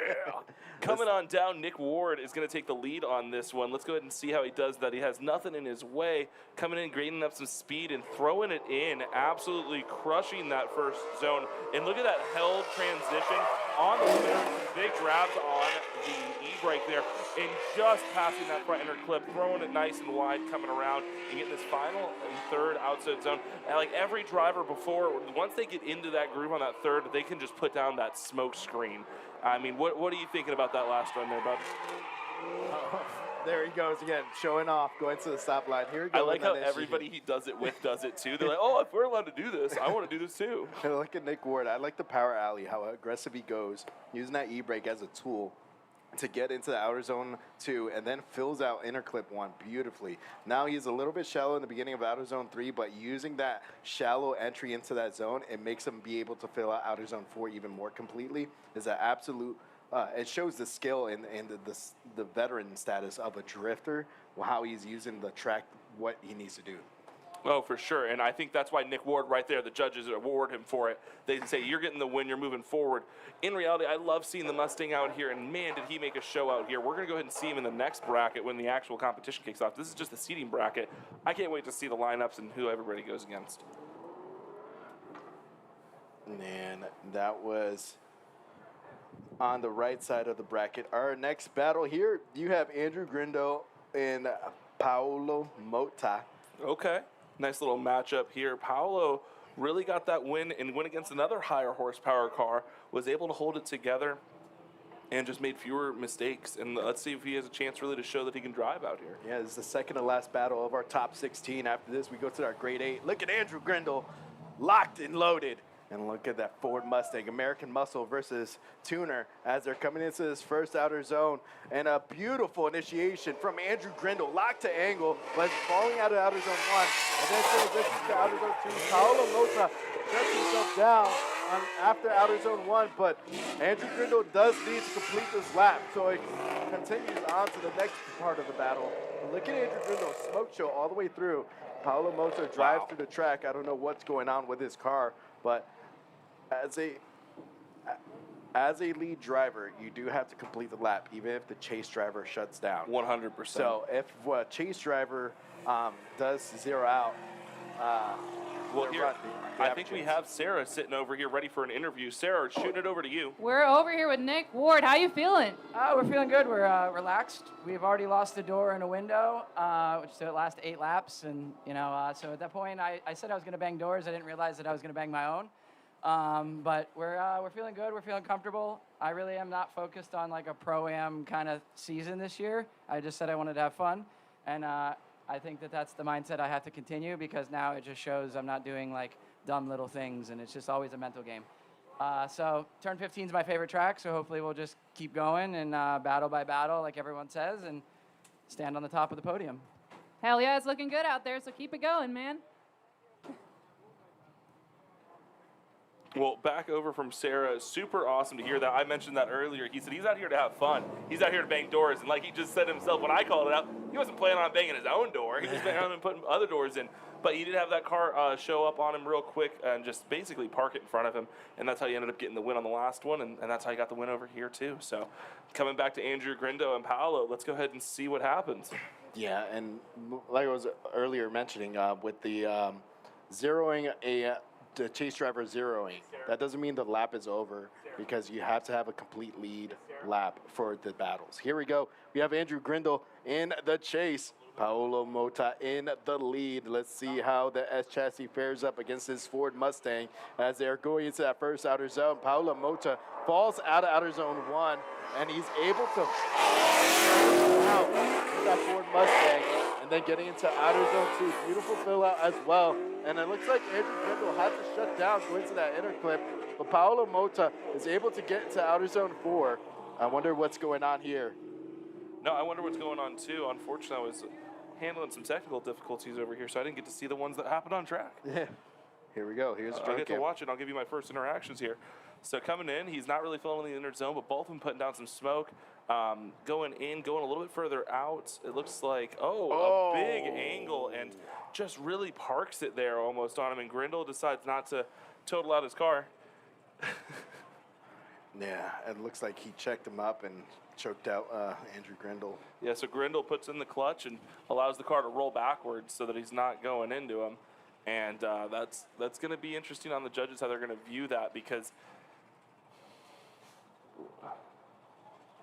I'm not sure if that's going to be unchaseable or what, but coming in here, misses the first zone, middle of the road, coming through, grabs this one, but I think he just overcooks it just a little too much, leaving the power on too long, and realizes he needs to come back for that clipping zone or clipping point, and just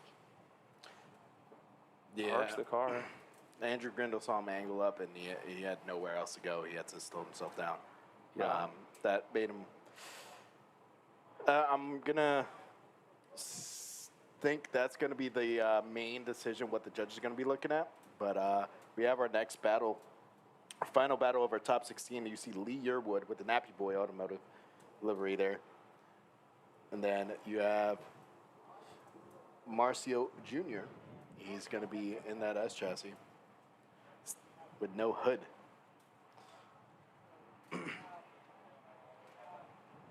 S chassis get a little hot sometimes, you know? Yeah. It's a bright engine bay. I can see it from Yeah, here. you could see it from NASA. I was just about to say that. You can see it from NASA. But NASA's not even that far away, Space. so Houston, we've got a hood. I was talking to Chris Duplessis with the neon yellow Corvette, Okay. and I told him he needs to put Bic on the front bumper. Like a lighter? No, highlighter. Oh, well, Bics do have lighters too. I just realized that. The Bic highlighters that you had in high school. Yeah, I didn't even think about it. I didn't even know they were big. You never used I a was highlighter like, the in high school? lighter? Like a big lighter? I don't get it. felt very silly there. I'm not even sure what you're talking about still. I understand, big pens, yeah. That's funny. Big highlighters. Me, the lighter. So, looks like the judges were having too hard of a time there, and they're going to go with one more time on that one. I'm not sure if it was the lead versus the lead. It does make for 2 unchased runs, though. So they were both going to have to judge off those lead runs. Grindle's going to come back, and I'm sure going to put down some excellent runs, as well as our boy in the SN95. All right, we have our next battle here. Marcio Jr. versus Lee Yearwood. Lee Yearwood's in the lead. Yeah, Lee has been doing a lot. He's in Monster Works over in the Melbourne area. Does a bunch out here for the car community. He's says the car's feeling good, that he's ready to come on out here, and let's go ahead and see how he runs. Here he comes in the red S chassis. Coming in with a nice initiation. Goes that first out of zone. Look at this tandem right here. Oh, Marcio Jr. is not afraid to get close, surges forward, and then makes a correction to try to get more proximity and stay in the pocket. But look at you, Lee Yearwood, transitioning to outer zone 3. Great fill out, lights off the tires, going to outer zone 4. And Marcio Jr. does a great job on keeping the same amount of distance throughout the whole lap. Yeah, no, a lot really going on. It feels like a lot of the runs are starting off good, but then a lot of people feeling washed out in this turn here. I'm not sure if it's just the speed they're coming in with or the angle, maybe a little factor of both. Maybe. It could be a factor of both, but Possibly, right? it's also the heat that's coming out, and some of these guys don't have AC or cool suits, so Yeah. it's a huge factor as well. But look at going into that inner clip, he punts that cone. Transition's great. Marcio Jr. doing a good job, but then he has to try to massage the angle so he could reel in the proximity, but he's really shallow in angle to try to get that in. Here in the power alley too, he steps forward in the pocket, and that makes a huge correction as well too. Yeah, a lot of little bobbles, but like look almost like surges, but like very controlled and small. But then it's just that big correction after the second outer zone, going to that inner. But it's also there because of the fact that it seems like everybody's just overdoing it here in the second, coming in a little bit too strong. He started his transition nice and early, honestly. So I really don't see where that correction was. It wasn't the lead car's driver fault, that's for sure. Here we go, Marcio Jr. in the lead. Learwood in the chase.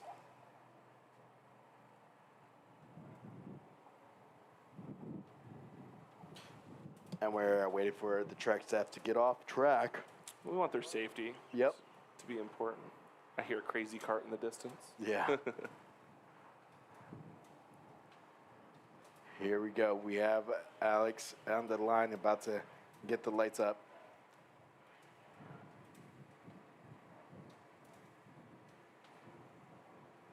Giving thumbs up. Lights extinguished. Learwood in the chase. Marcio Jr. in the lead as they're coming out here. And snapping right to angle to the first outer zone. Learwood needs to reel in the proximity to keep this win alive. And look at the surge from Learwood. Staying in the same line, getting super aggressive. Bumper to bumper transition. Going to outer zone 3. Learwood has to light off his tires. Get the angle and speed so he could get the close proximity at the end. But man, oh man, that transition was very aggressive from Learwood. And he entered it with style. But yeah, no, absolutely great job. Gave him the space in the beginning, but getting that proximity dialed in.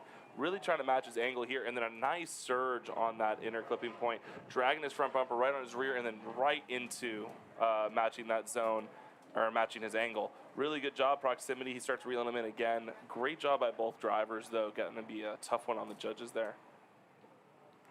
Yeah, it was a huge gap right off the rip, but he was able to reel him in after outer zone 2.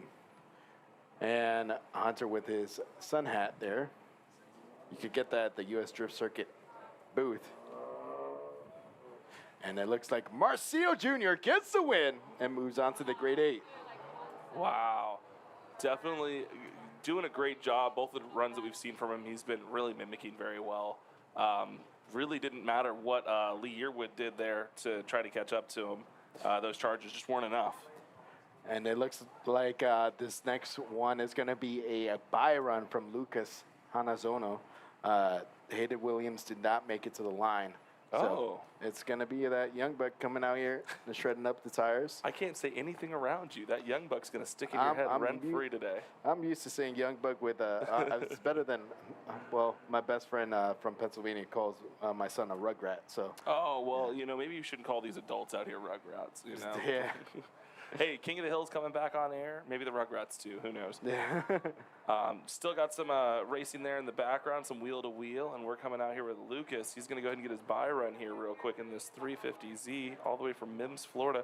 Do we have an age on this young man here?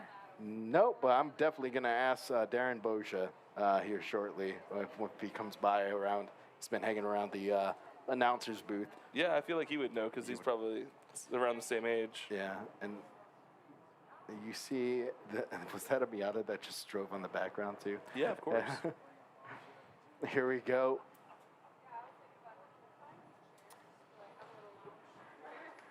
Lucas Hanazono. This is his buy run. We're going to let his 350Z sing to this track.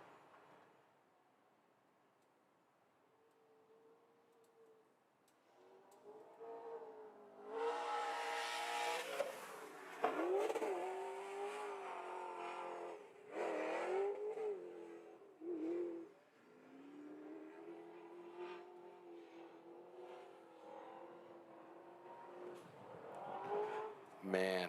That I was. thought he was about to do a 360 Yeah, I when thought- he did it their first time. Look at him coming out here.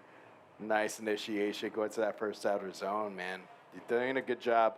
Looking like a little bit of a tire drop with that rumble strip, but going into each zone as aggressively as possible, keeping the momentum awake and alive as he's going to outer zone 3, and then outer zone 4, he a little bit struggled on it, He but was got able into to it a get in little there. late, but everything else he was filling up great. Yeah. So if he just takes a little bit out from that inner zone or that first zone, maybe just to bring that tire back in onto track and puts that tire a little bit further out in that one, he's going to have 100 right there from the judges. Oh, yeah. But it's good to see him out here just getting some seat time for the track so he could understand what he needs to do. With these drivers, I'm pretty sure whenever they go back to the pit, they have their phone open, looking at the live stream, seeing what's going on, how to initiate. I was able to get an insight with Rome Sharpens here at Orlando and see how he prepares for the next battle. Yeah. He waved me in, and I'm over his shoulder watching him, and he's like, and explaining everything. He's like, all right, I got to see how Matt Field initiates compared to the other guy is.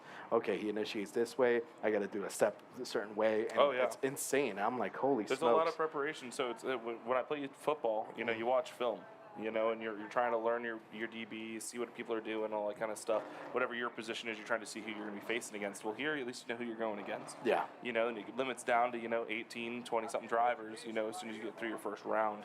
So it's interesting. But, it really, you never know what's going to happen. People are mixed bags. Some people Yep. drive completely different all of a sudden, with a little bit of pressure, especially if you're a slower car or a faster car and not just what they think is in their normal wheelhouse. They start driving a little bit different. But Yeah, it's so cool to. I love watching cars go sideways, but the biggest thing I enjoy seeing is the psychology of the drivers and how they get themselves situated. Because you can have your car set up right, but if your head game is not right, it's not going to do anything. Absolutely. You got to stay focused. I was listening to the Fireman, Lil Wayne, when I went in for my first round, not even joking. It was like, the Fireman, the Fireman. And I was having a good time. I was partying in my car. And I just stayed happy. Stay not thinking too seriously about it. You're going out there to have fun. Keep drifting fun. It is a competition, but if you're not in a good state of mind, you're not going to do well, like you just said. And what Yeah. works for me is having fun. Yeah. Another person I talked to is Christian Control, and you'll see him in the main seat. He actually works with a sports psychologist to kind of like help himself like get in the right mental game. He was telling me it's pretty cool how much investment these drivers have. It's absolutely inspiring, I would say. Yeah, no, there's a lot that goes into it, and just depends on how far you want to take it, kind of thing, Yep. And now we have Christian Nelson and Salvio, the Smoke Daddy Silva. This is our first grade 8 battle. And what a great 8 drivers we have here, too. 2 drivers that really put in some amazing runs together. Let's go ahead and see how these 2 stack up. And Christian Nelson coming in with a nice initiation, going to that first outer zone. Look at Salvio Silva, a little bit back in the pocket, but look at how composed he is. He's trying to reel him in on this D-cell zone. And you see Christian Nelson falling out of that inner clip, but then getting into outer zone 3. Salvio Silva, the Smoke Daddy, unfazed by the smoke from Christian Nelson because he is used to being in it. Unfortunately, Savio with a big bobble in the back there, not really matching that angle, but initiating great. Love seeing him go through the smoke. Just a little bit behind. Would love to see him more in the pocket. Both filling in the zone there. Second inner clip going wide, just misses it, but coming in, great predictive transition from Savio. Great job coming in, and then it just kind of looks like he just wants to straighten up a bit. He didn't straighten, that's not what I'm saying, but he definitely came out of that full speed drift. Yeah, it's so cool to see Savio drift here and going to outer zone. He was just bathed in smoke, but he's so locked in. He knows where that lead car is going to be or where it's supposed to be, and he just transitions and mimics what needs to be done to get that closer and closer proximity. So absolutely insane. And now we're going to have our second half of this battle. Salvio Silva versus Christian Nelson in the chase with that Z. Salvio Silva coming in here. Man, a few words. He says, "Smoke Daddy, baby." Let's see that smoke screen engage as he initiates into that first outer zone. Oh, huge correction. He falls out of outer zone 1 and now transitioning to outer zone 2. Looking on that E-brake, getting that left foot brake so he can pivot that car around, but falls out of inner clip 1. But he falls off track. Something's got to be going on with this car because Oh, we just saw no. the same issue go on twice now. Spinning out and going up to the line, knowing he made a huge error there. And we saw it when he was chasing too. So right here, it looks like he almost comes out of drift again, and just correction, which we were like, it's a huge correction. It's not that bad. It's just here he starts going out, and the car just wants to go out. It looked like a little bit of understeer too. A lot of understeer. Yeah, well, when you a lot of understeer. Yeah. But going into interclip, I think he was trying to pivot the car more, and then he just understeered off track, and he's like accepted the fate there. Looking at this replay again, going to outer zone 1 transition, and then it looks like he had to clutch kick a little bit on that one, and then go into it. And it looks like Christian Nelson gets the win and moves on. Out of the Great 8, he's going to be going against a chance to get into the win here. He's going to be in the points, and you said every round, even in the seeding bracket, gets them points for the overall. We're talking how many points? Do you know? I believe it's 3 points. Okay. That adds up quick. It does. I was talking to Jeff Jones in Orlando about it because after round 1 to 2, he did seat higher than Stuckey, but Stuckey completed the whole seating bracket and made so many points that Stuckey was actually seated higher. Interesting. Yeah, so it's a real interesting concept. I do like that it kind of it values the seeding bracket. Exactly. It gets you points. It gets you into the battle. This is our one more time battle. Paolo Mota and Andrew Grindle. Andrew Grindle in the S chassis. Paolo Mota in the Mustang.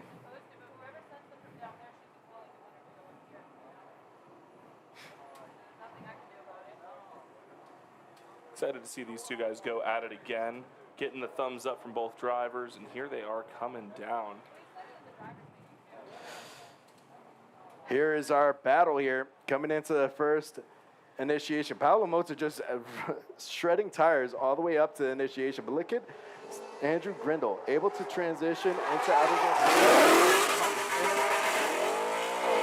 Punts the outer 2 cones, going to interclip. And that Mustang was screaming past us as they're going to each zone. And look how aggressive Paolo Mota is. Very aggressive. Holy smokes. Yep, no, definitely interesting initiation style too. He initiated super early with almost a double entry there, coming through.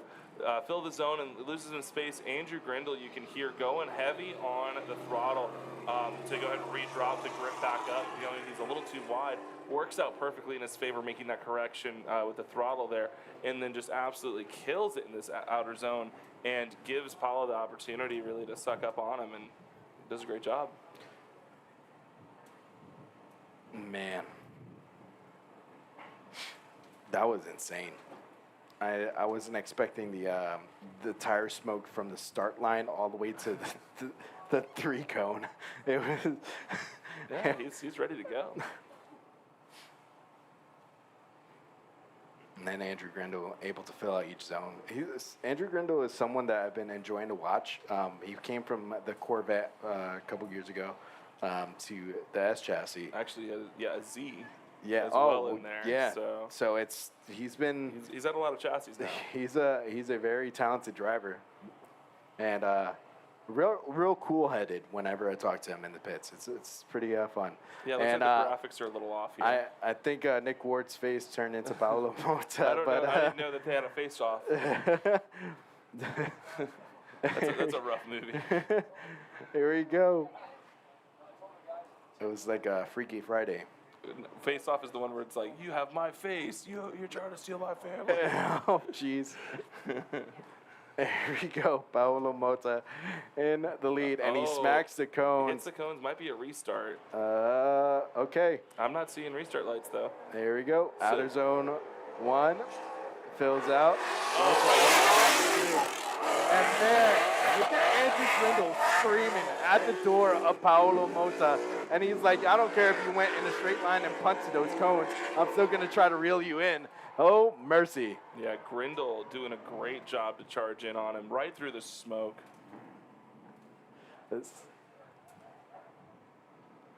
So I was correct in saying that was supposed to be a restart. The lights did go off.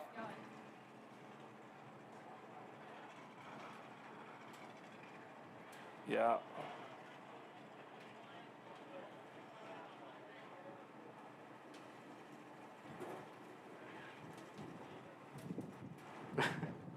we're hearing the audio over here. Sorry, so we're hearing the conversation with the drivers. It's funny, but yeah, he hit a few cones on the entrance. That's not what you're supposed to do.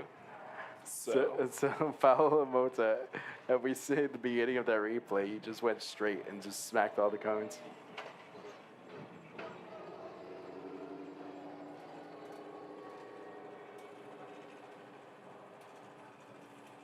It's going to be interesting because I don't know the rules on this. If they continue to drive through the restart lights and they complete a run, I don't know if that gets judged or if they go back and redo it. And then I do believe that Andrew Grindle will have an opportunity to change his tires then as well.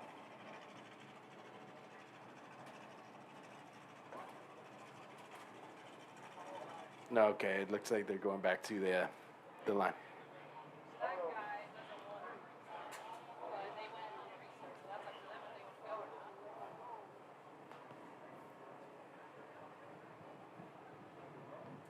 It was a really good run, but if it's a restart and they don't see that light, that's fine. All right, it looks like there's some car issues going on here.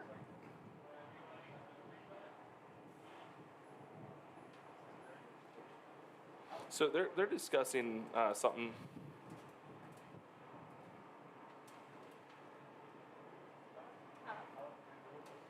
All right. They're going over what was going on with the run, Paolo Mota. So you see the cones there in the start line. You're not supposed to run them over. You're supposed to move in a chicane. It's like we said earlier, it's not a drag race. It's a drift battle. So we're going to have them reline up here shortly. I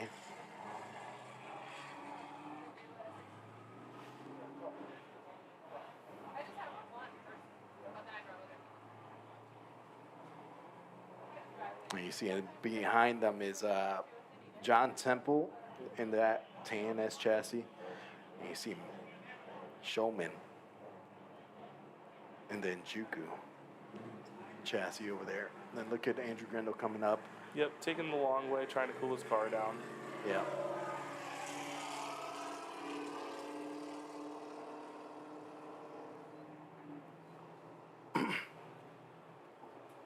So this is the last battle of the top 16.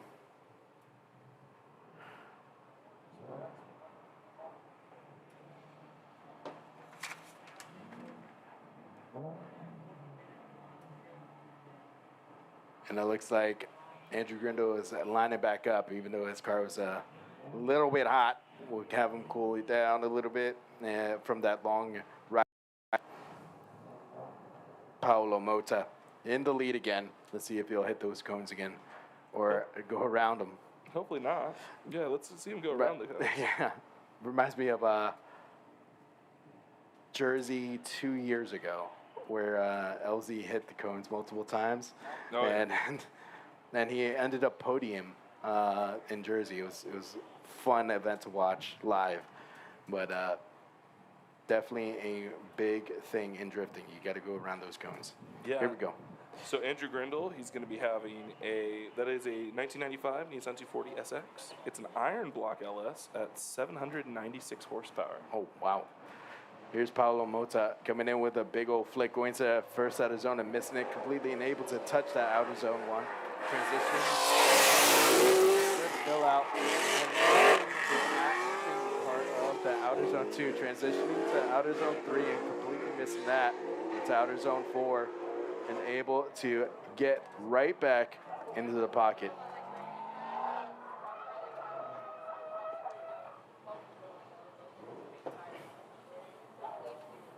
So yeah, I definitely feel for Andrew having to do the back-to-backs. It's not his fault with that. You know, he did a good run. He did what he was supposed to do. They did a complete run, and he definitely kept it on him. Yep. This is the last battle of the top 16 of the seeding bracket, and then we're gonna get into The grade 8. the grade 8.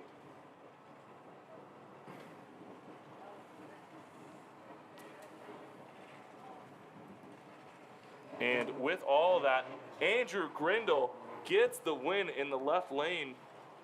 Looks like he didn't hear us on the comms there, but Andrew Grindle.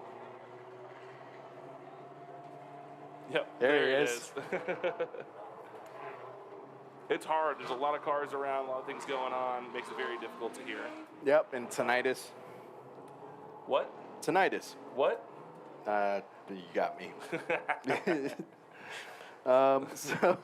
So we have our final four battle, or actually the next battle of the grade 8 is John Temple and Matt Schulman, and then the winner of that goes against Christian Nelson. So then on the right side of the back bracket, you'll see Lucas Hanazono versus Nick Ward, and then Andrew Grindle versus Marcio Jr. Yep, very excited to see those matchups, to see who gets to shake through and get into the final here. We're going to go ahead and jump over to Sarah for an interview here real quick. Sarah, what you got going on? We're down here. How you feeling? I'm feeling all right. I had to keep going to the same person over and over again, but car's feeling pretty good. It's just really hot out, so running 3 battles back to back on the same guy to finally win is like the car is ready to cool down. Well, it's looking great. You and the car should cool down, go hydrate, and burn up some more tires. It's looking good out there, dude. Yeah, thank you. Well, I appreciate it, Sarah, for letting us know. Definitely into Andrew's mind. He definitely wasn't happy about being back out there, feeling like that battle should have been over beforehand. It also being a one more time. With that being said, Andrew is a very competitive individual, and he wants to see the win, and he wants to visualize it. And sometimes when you visualize it 24/7, it's going to happen, and you want it done. But coming up, we got John Temple with Matt Schulman to start our top 8. What's your predictions here? We got the Rocket Man, we got Matt Schulman, both high energy drivers. Really excited to both be out here. Been sticking to the track all day.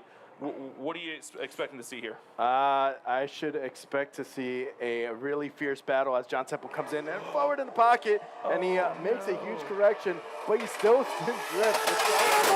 And now Matt Schulman does a great job like he's been doing. And missing the inner clip, but then transitioning to outer zone 3. Beautiful fill out. A huge speed disadvantage when the first outer zone from John Temple he was coming in super hot. That he looked like he over angled. I got to see the replay yet again. It came in so quick. Yep. Yeah, he was trying to hold on so he didn't make contact right here. Look at how insane. Matt Schulman does a great job just lighting off his tires, and then John was just getting too shallow of a line that makes him surge forward. Yeah, no, both drivers there. Honestly, great job saving it on John Temple's part of you. Matt Schulman did exactly what he needed to do and put the car where it needed to be. And John just was a little early into it, maybe on the transition, tried to change up that angle, and honestly, it just cost him that run there a little bit. He's going to lose a few points on it, but let's go ahead and see what Schulman does in his chase, and hopefully John Temple puts it all together for that lead. Glad he didn't just back it into him. Yeah. It was super sketchy, that first initiation, but we'll see how he puts it down on the first lead lap of this battle for John Temple, or the only lead lap. You have him going to be in this S chassis, the Rocket Man. Yeah, John Temple, I believe, is sitting somewhere around the 669 wheel horsepower. Yep. Here we go. Coming in with a nice initiation from John Temple, and then he locks right to angle. Look at the smoke show coming out of his back tires. Outer zone 2, huge speed, going into inner clip, and then transitioning to outer zone 3, able to lock into the angle, and then float all the way. Look at Matt Schulman reeling him in, getting super close proximity, and the outer zone 4. Great job by both drivers there. Holy cow, Matt Schulman throwing down. Big initiation coming from John Temple. Matt Schulman with his handbrake entry, sitting there on the transition, timed it out perfectly, and got a whole lot of zone speed there, and just cut the inside line tiny bit, and just allowed him to get right on him. And then in this final zone, you can see that little charge where he's like trying to put a mark on the door. So, great job.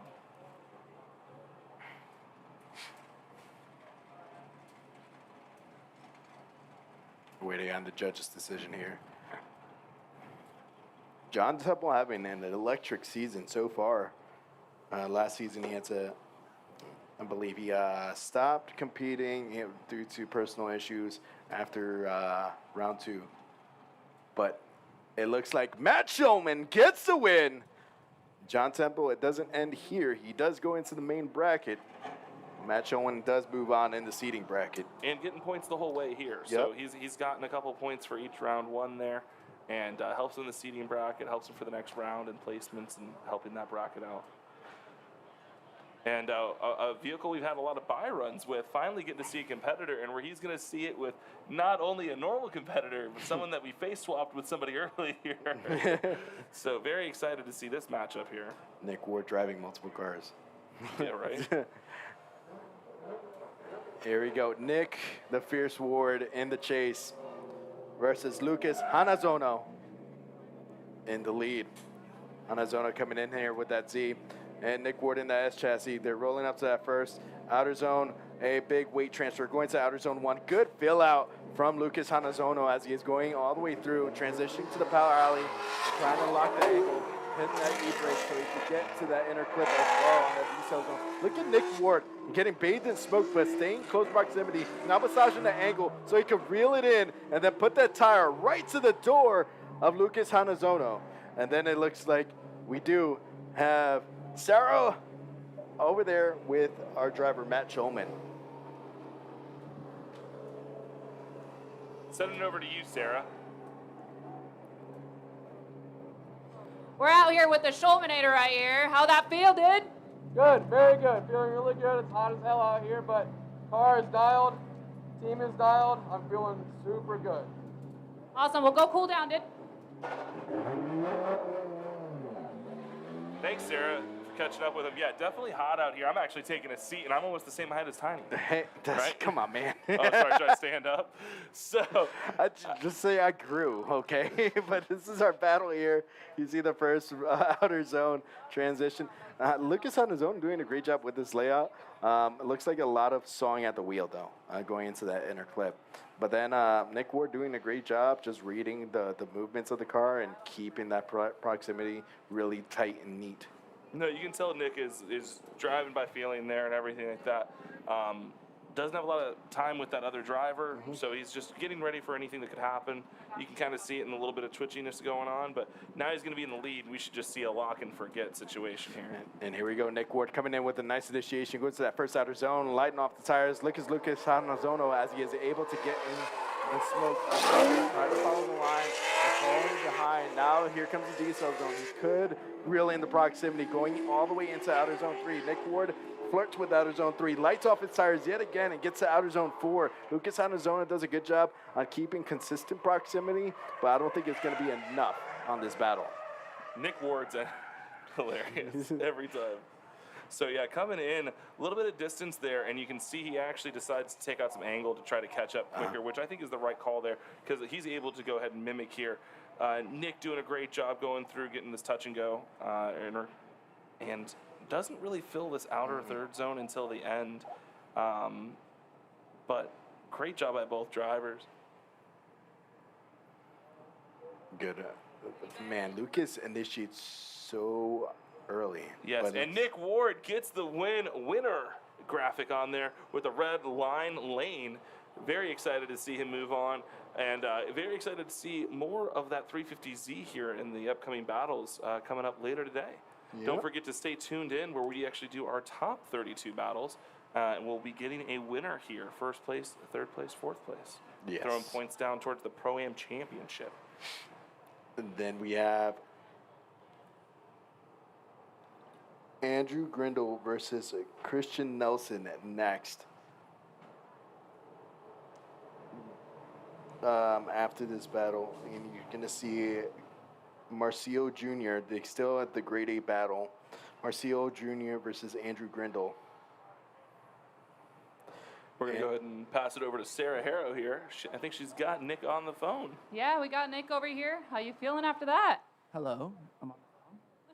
Hello, welcome. How are you? I'm feeling good. So I don't know how old he is. I know he looks young. He's really good. That's super awesome. That was a really good line, and it was like a real battle.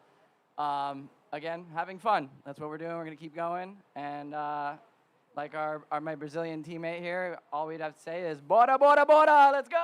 Let's go. Thank Oh, you, Nick. goodness gracious. Bringing the energy out there. Nick, always with it. Man, I'm hungry now. I'm just thinking about some steak, you know. Oh, they make yeah. the best food. Well, if you guys are hungry in the stands, there's some food stands out there. They saw burgers and good stuff out there. Usually, what was it, round 3, we're going to have the 2-day festival here at US Drift Circuit. Yeah, where 2-day festival out here. It's food trucks, car shows, fun run drifting, the competition, the Pro-Am series is going to be 2 days, where it's 1 day seating bracket, 1 day the actual competition, and then music at night. It's going to be a night party. It's going to be fun. It's always fun every year. So if you haven't come out to a US Drift Circuit event, I recommend that one. That's a good environment so you could get into the drift culture here in Florida. Yeah, no, absolutely. If you've missed your grid lives, you've missed your other ones and stuff like that, it's not quite as crazy, but definitely a good time and something to do. And check it out in Florida. It's not too far from anywhere. Yeah, and last year you fell on the crazy cart. I remember that. I don't know why you got to bring this kind of stuff up. So, funny enough, I was running from announcing here, and it was my turn to go compete in the crazy carts. I just got some now. I just bought some. Hadn't owned any before, barely rode them. And I'm an aggressive driver. I wanted to do it, and I was on the tandem, and I was pushing him into him, and I kind of rolled over. I'm a big guy, 260, 6'3". I wanted to tackle him. That's not allowed. I don't know. So, I mean, you can tell, Tiny is actually 6 foot. This is what 3 inches looks like on TV. So. Yeah. Yeah. Brother, I'm 5'5", and I accept the fact. Some people say I'm a short king. I just tell them I'm short. I got you, man. I don't know what tall people get called, but. The production goes, "You're a king." You got the AV team on your side. Being tall is overrated. I hit my head on everything. That is true.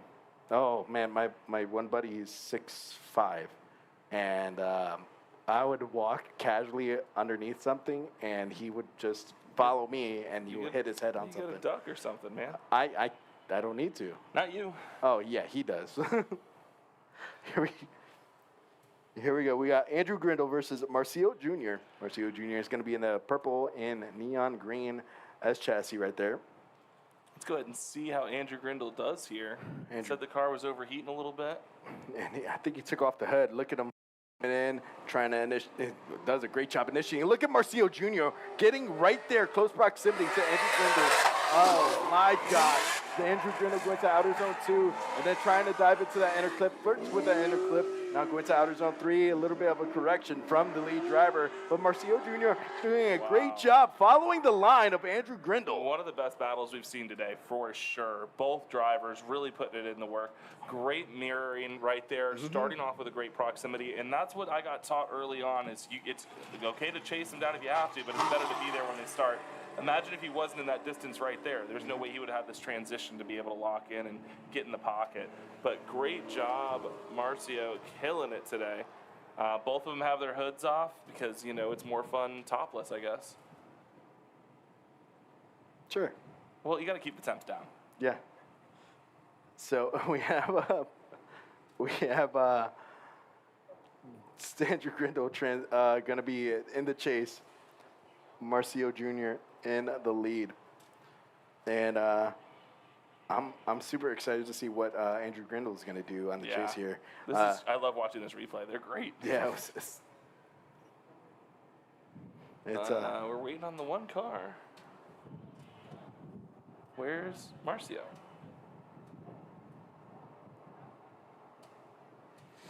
There he is. There he is.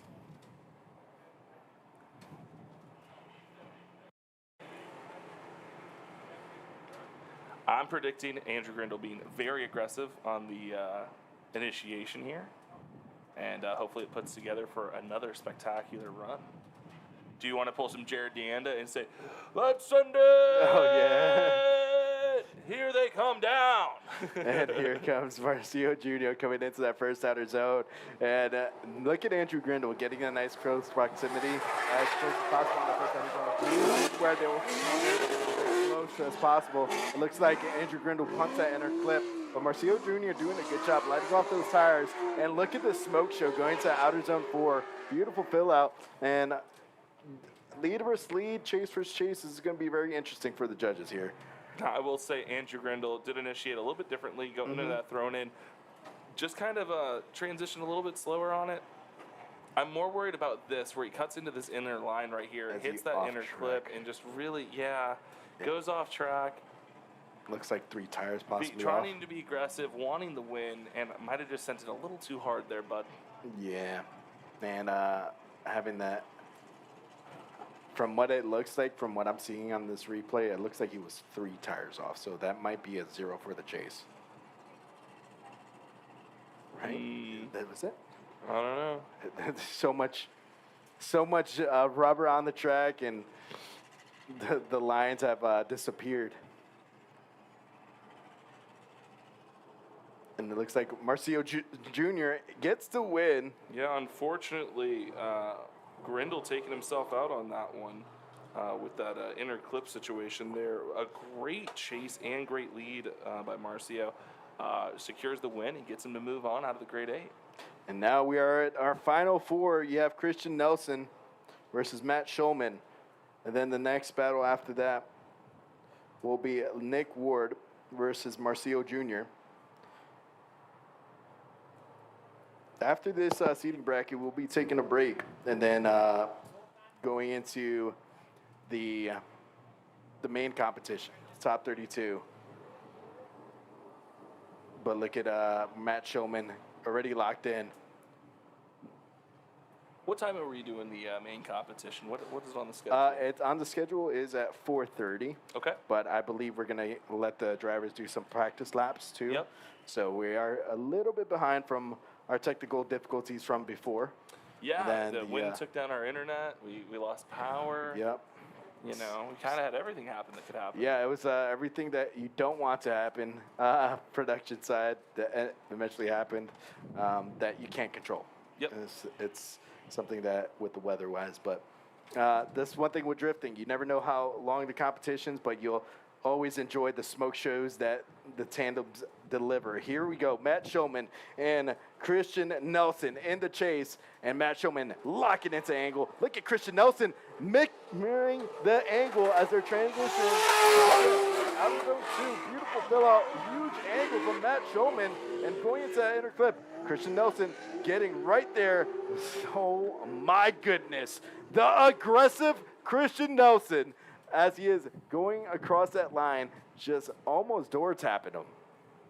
Wow, Christian Nelson really doing a great job. Matt Schulman putting down a great lead run here. Christian taking full advantage of it. Yep. Going ahead and fully trusting in this charge and eating the line just a little bit. Going out, and he slows down just a little bit. Matt Schulman allowing that proximity, and just he sticks to him here. Goes ahead and does a little adjustment, just trying to get closer, and then lines up his angle and just holds on. What a great run by both drivers. I think this is probably one of the best cheat the line to get the proximity that I've seen today. Yeah, right here with Christian Nelson cheating the line so he could reel in the proximity there. And then he is able to just flirt with disaster, bathing in smoke, go into outer zone 3 with Matt Schulman, and then reel him in. How old is that kid? Huh? How old is that kid? What? Hanazono. I was gonna go talk to him, but I don't know if he's. Oh, it should be right here. So. Okay, we have our second half of this battle.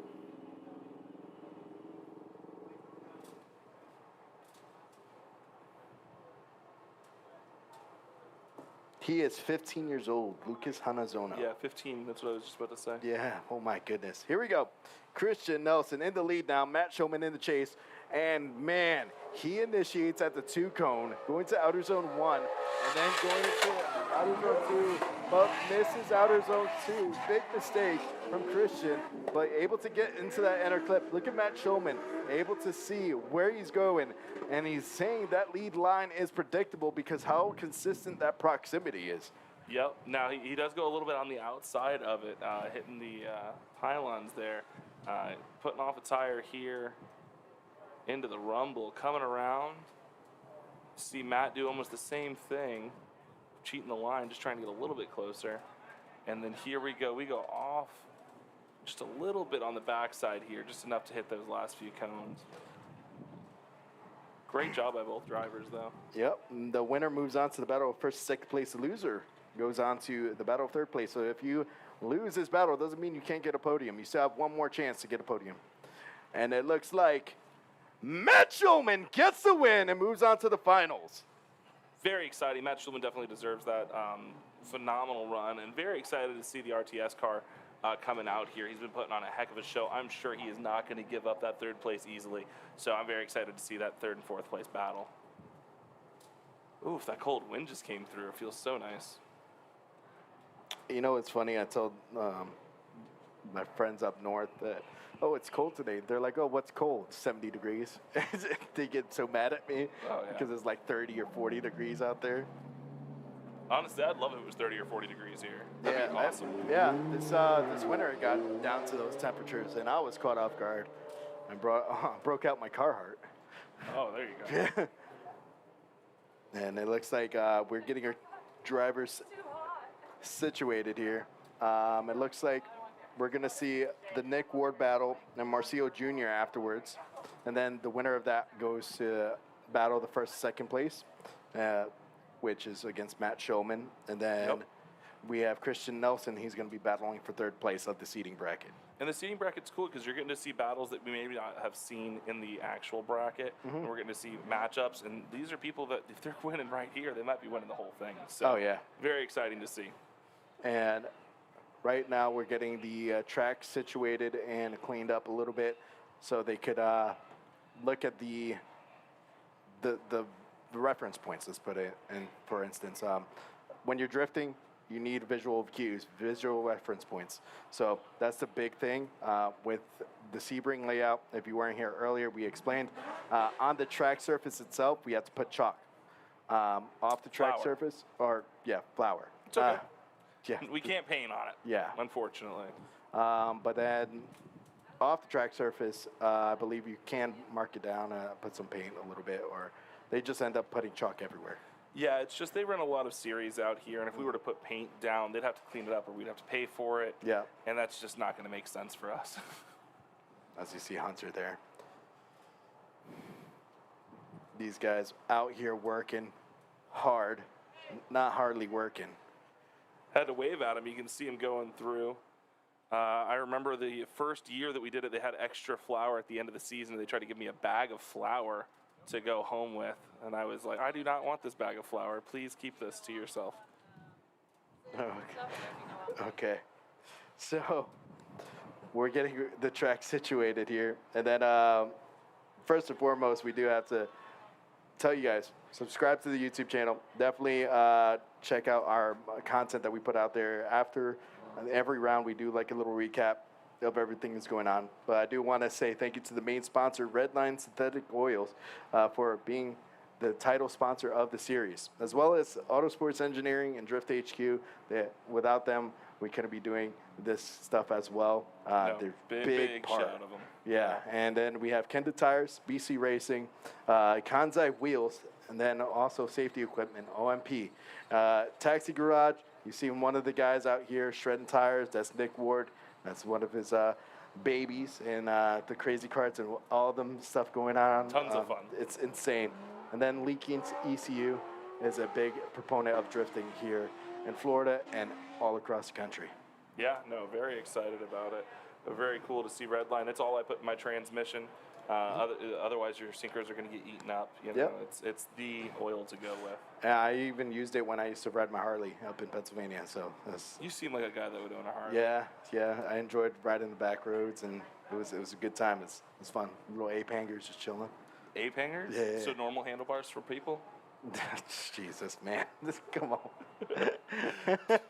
I'm just trying to... I'm thinking ape hangers. I'm thinking up here. Yeah, I was up. Oh, well, yeah. Yeah, so where my normal hands are. Come on, man. It's okay. It's okay. We were talking about Colette in her seating position and everything like that. So it happens. It's okay. We all come in different shapes and sizes, but we all love the sport, and that's what matters. Oh, yeah. But we got to make fun of those guys that ride Harleys. So that's fine. Oh, man. But it looks like the cars are getting ready to go to the Bob. And It's a bob. No, I'm not explaining what the bob is because Burnout we're not box. calling. Nope, we're not calling it the bob. It's a bob. Ladies and gentlemen, they're in the burnout box. They're getting ready to come on out. This is going to be a battle to see who is going against the man, the myth, the legend, Matt Schulman. We're going to go ahead and see 2 cars roll up, and one is going to move on to a 1 and 2 battle. The other moves to the 3 and 4 battle. So Nick Ward and Marcia Jr. coming on up. Both of them putting down some smoke, getting those tires nice and grippy. And on this big entry, you can tell we have turned this corner black out here with tire marks. So you're going to see that when they come through. Can't wait to see this big one. Marcio is going to get the lead, and Nick is going to do on the chase. All right. You sound like Matthew McConaughey there. All right, all right, all right. It takes one little joke for him. He's just going to go off with it. So it's great. Let's go ahead and see. It looks like we got judges ready. Everybody's ready. We're just waiting on the track staff here to clear. Apparently, they don't want to go into this Silverado or whatever this is out here. The Trailblazer? Yeah, is that what that is? Yeah. Tacoma, maybe? I don't know what Suburban is. It's a bourbon? I don't know.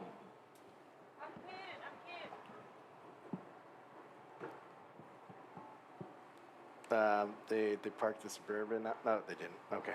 They're just making sure the staff. Yeah, just waiting for the track staff to get off track. They're the ones getting everything ready for you guys.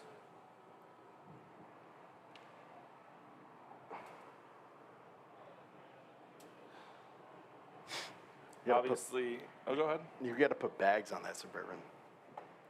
It's already got tons of bags inside of it. No, I'm talking about like. But here we go. We are at our final 4 battles. Nick Ward versus Marcio Jr. The winner moves on to the battle of first and second place. The loser goes to the battle of third place. And third and fourth. Third and fourth. Yep. So, here we go. We're waiting for the lights here. We have a golf cart getting off a track. And the track is now clear. We're hearing it on the comms. So here they go, ready to go. Nick is ready. He's already inching forward. Oh, we hear him revving up. The Fierce Ward. Nick, the Fierce Ward, coming on down, ready to initiate. And going into the first out is Marcio Jr. falls off track, punts the outer cone, and then transitioning to outer zone 2. Getting super aggressive. Nick Ward is trying to get that proximity and that inner clip, but knows that Marcio fell off track. Now he's trying to be a little bit conservative, but he's still having fun trying to reel him in on that 4th outer zone. Super aggressive from Nick the Fierce Ward. Absolutely. Nick the Fierce Ward coming through. You don't even know who said it. They had to switch the camera for us to know who said it. It's the AI that said it. It's the AI. Yeah. ChatGPT is going to take our jobs. You know, ChatGPT said that I was fake. I wasn't real. I mean, like a real commentator. Oh. It was pretty. Oh. I actually looked it up. It was pretty funny. But here we go. I wonder what ChatGPT says about me. Yeah. I thought they were joking when they made the AI comment about the virtual drift masters, and it literally says that. That it's not a real person. Well, I think ChatGPT only goes off what's out in the internet. Yeah. So if someone has said that it's fake, then it thinks it's fake. Well, we know what's not fake, how aggressive Nick Ward has been doing today with this seating bracket and having super fun right here on that 3rd to 4th outer zone. Beautiful fill out from Marcio Jr. He did struggle a little bit on the outer zone 1, but look at the 2 tire drop. Is that 3 or 2? I don't know. But Nick chased it. Yep. Did a great job chasing it. Here we go. Nick Ward in the lead. We got, and then Marcio Jr. in the chase. We have track staff and Crazy Carts. Yep. Taxi Garage sponsored Crazy Carts, I'm sure. I'm sure they helped out the boys out here. That is the go-to vehicle. Last event I had 3 out there, and I was running them around the compound over at Leadfoot City. Tons of fun. Oh, yeah. That was actually a really cool venue. Where they did the drivers meeting and everything. It was like a little hangar. Oh, it was yeah. awesome. AC drivers meeting. AC drivers meeting. They had a bar outside. It's just like it felt like a real comfortable Florida spot. Like I was expecting some seafood, like to be Seafood. Yeah, right there. What? Like I was expecting some good food there, and it was just oh no, it's just a bar. I'm like it just looks like a place where you could have like because there's a spot by my house that's That looks similar like similar layout. Okay. And it's right on the lake, or not the lake, the river. Well, here, let's go ahead and see what Nick Ward does. Maybe he'll do some chop suey out here. Coming on out the way. Let's go ahead and see him go in. Nice little baby feint coming in and right into that zone. Putting tires off. It looks like everybody's doing that. Coming around, putting on the pedal. Big handbrake grab coming through. Trying to get that angle right off the touch and go. Coming in from that clipping point. Missing that outer zone and coming into the last one. Finding it just barely. But doing his best to fill up those zones in a great chase as well. Watching the replays, we see a matching angle very well on this chase driver. Great transition, almost grabbing that bumper. Oh. And even with Nick kind of not doing that straight, but not really throwing the angle, he matches it well. Great job by Parcero, correct? Marcio. Marcio. Yeah, Marcio. Yeah, it's this battle here as something that's uncharacteristic with Nick Ward, especially on this layout. He's very consistent on this layout, but right there, that big correction going to outer zone 2, that's something the judge is going to look at for lead. And Nick Ward gets the win. Nick Ward absolutely running this seating bracket and coming through. Said he's just here to have fun, but he might be going home with a #1 seating fifth. Yep, and it might have been also with Marcio on his lead lap where he went 3 tires off. He did go off a lot more than Nick. Yeah. Yep. But also, I did see similarly, I don't know if it was as bad, but they both did that same thing. Yeah, it looked like Nick Ward only went off maybe 1, maybe 2 So tires. that's a deduction versus a 0. It's a huge difference. But now we are going to have our next battle come up. We're going to get these guys' tires switched out. Nick Ward looks like he's rolling up to possibly get a quick little interview with Sarah Harrow. Yeah, Sarah Harrow with the interview. Let's see what he's got to say. You're like the seating king so far. Well, almost. You have the final left. How's it feel? We got to clean that last one up. But car's feeling good. He's also very good. I love driving the Brazilians, actually. This is fun. So, yeah, we got the finals. Do we know who we're going against? Matt Schulman. I love that. Yeah, let's go. And I love that, too. That's going to be a spicy one for sure. Also, I have a random question for you. Is a hot dog a taco or a sandwich? Taco. It's a taco, but it has bread, though. It depends on where you are. Are you in Mexico or are you here? That's a valid point. Valid point. Do you have any fun facts about this car? I've owned this car and driven this car since 2009. It's the same motor. It's the same transmission. The chassis has been pop-shoveted in the mountains, totaled, brought back to life. And it took me 2 months to find the door that I just obliterated in 9 laps. So I am on the search for an S14 door with a window, and that's what I need right now. All right, what if anyone has a door for him, let him know. Good luck in the finals. Killing it, dude, killing it. Man, Sarah, you are messing me up over here. Hold on, is it a taco or a hamburger? It's a hot dog. It's a taco or sandwich. It's a hot dog. Well, Google says it's a sandwich, so I'm going with Google.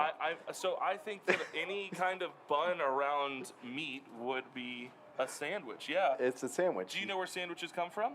No, but I know they come from the fridge, and you put meat and mayonnaise. And I mean, most of my sandwiches start in the cupboard with the bread, but if you put your bread in the put fridge... the bread in the fridge, and then toast it? But card players... Card players. Yeah, that's where bread over meat comes from. So that's where sandwiches started. Okay. Because there was bread and there was meat, but they didn't want to keep dirtying up the cards. Oh. So they ended up making sandwiches. Interesting. How about that, Sarah? Did you know that little fact? What? Oh, she didn't even hear it. That's fine. She wasn't paying attention. Typical. It's okay. Oh, goodness. She had all the random questions for Nick. He's about to go compete in the top position, and you're like, hey, by the way. That was perfect. It was great. Now, the real question is ketchup a smoothie? What? I think it's got too much sugar in it. I guess because you have tomato juice. Mm-hmm. No, It's sauce, though. Like it's barbecue. that's a sauce. That's a condiment. Yeah, but it's vegetables, and like you can have vegetable smoothies. Are you eating vegetable smoothies? Yep. So you eat ketchup over ice? Yep. Vegetable I don't think smoothies. so. I That's don't how you think get so. your vegetables in. I feel like this is just questions to hurt the computers. Let's talk about something important. Are you excited to see Matt Schulman coming through? I'm super excited. He's got some back pain. He's been talking about having Yeah. a hard time. Finally figured it all out. Got the correct gear ratio and switched out his quick change, and it obviously worked together. Nick, you saw, ruined his door. I just talked to him in the pits about it. Apparently, he searched 2 months for that door with a window, and we So- just obliterated it again. If you do have a door for his car, you could follow him on Instagram, Nick Jeezy, or hit up the Taxi Garage Instagram, and I'm pretty sure Nick Ward would be He will compensate you. Yeah. There will be compensation. This is actually an advertisement for him finding his door. Oh, I thought you were bringing up mesothelioma. Here we, that's where my mind went. The late nights. Structured annuities. You catch now. Here we go. We're getting ready for our battle. I know we're finishing up this seating bracket. We're gonna hydrate after. I know he's enjoying his soda, so he could get some sugar in. And we have our drone up in the air. FLYDAY Drones has been doing the U.S. Drift Circuit for so long. Awesome people. He's done Fuel Fest. And every time there's an OSW event, you see him out there. No, he's the man. He's He's always everywhere. able to give out footage too.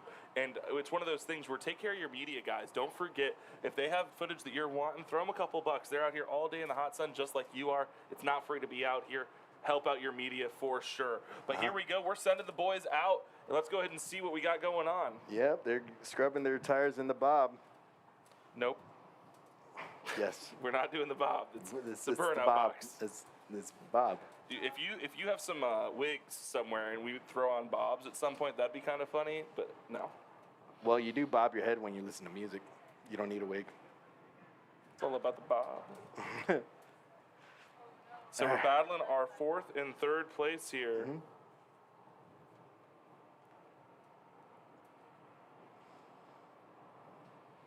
Okay. And then these battles here, we will announce the winners when we get both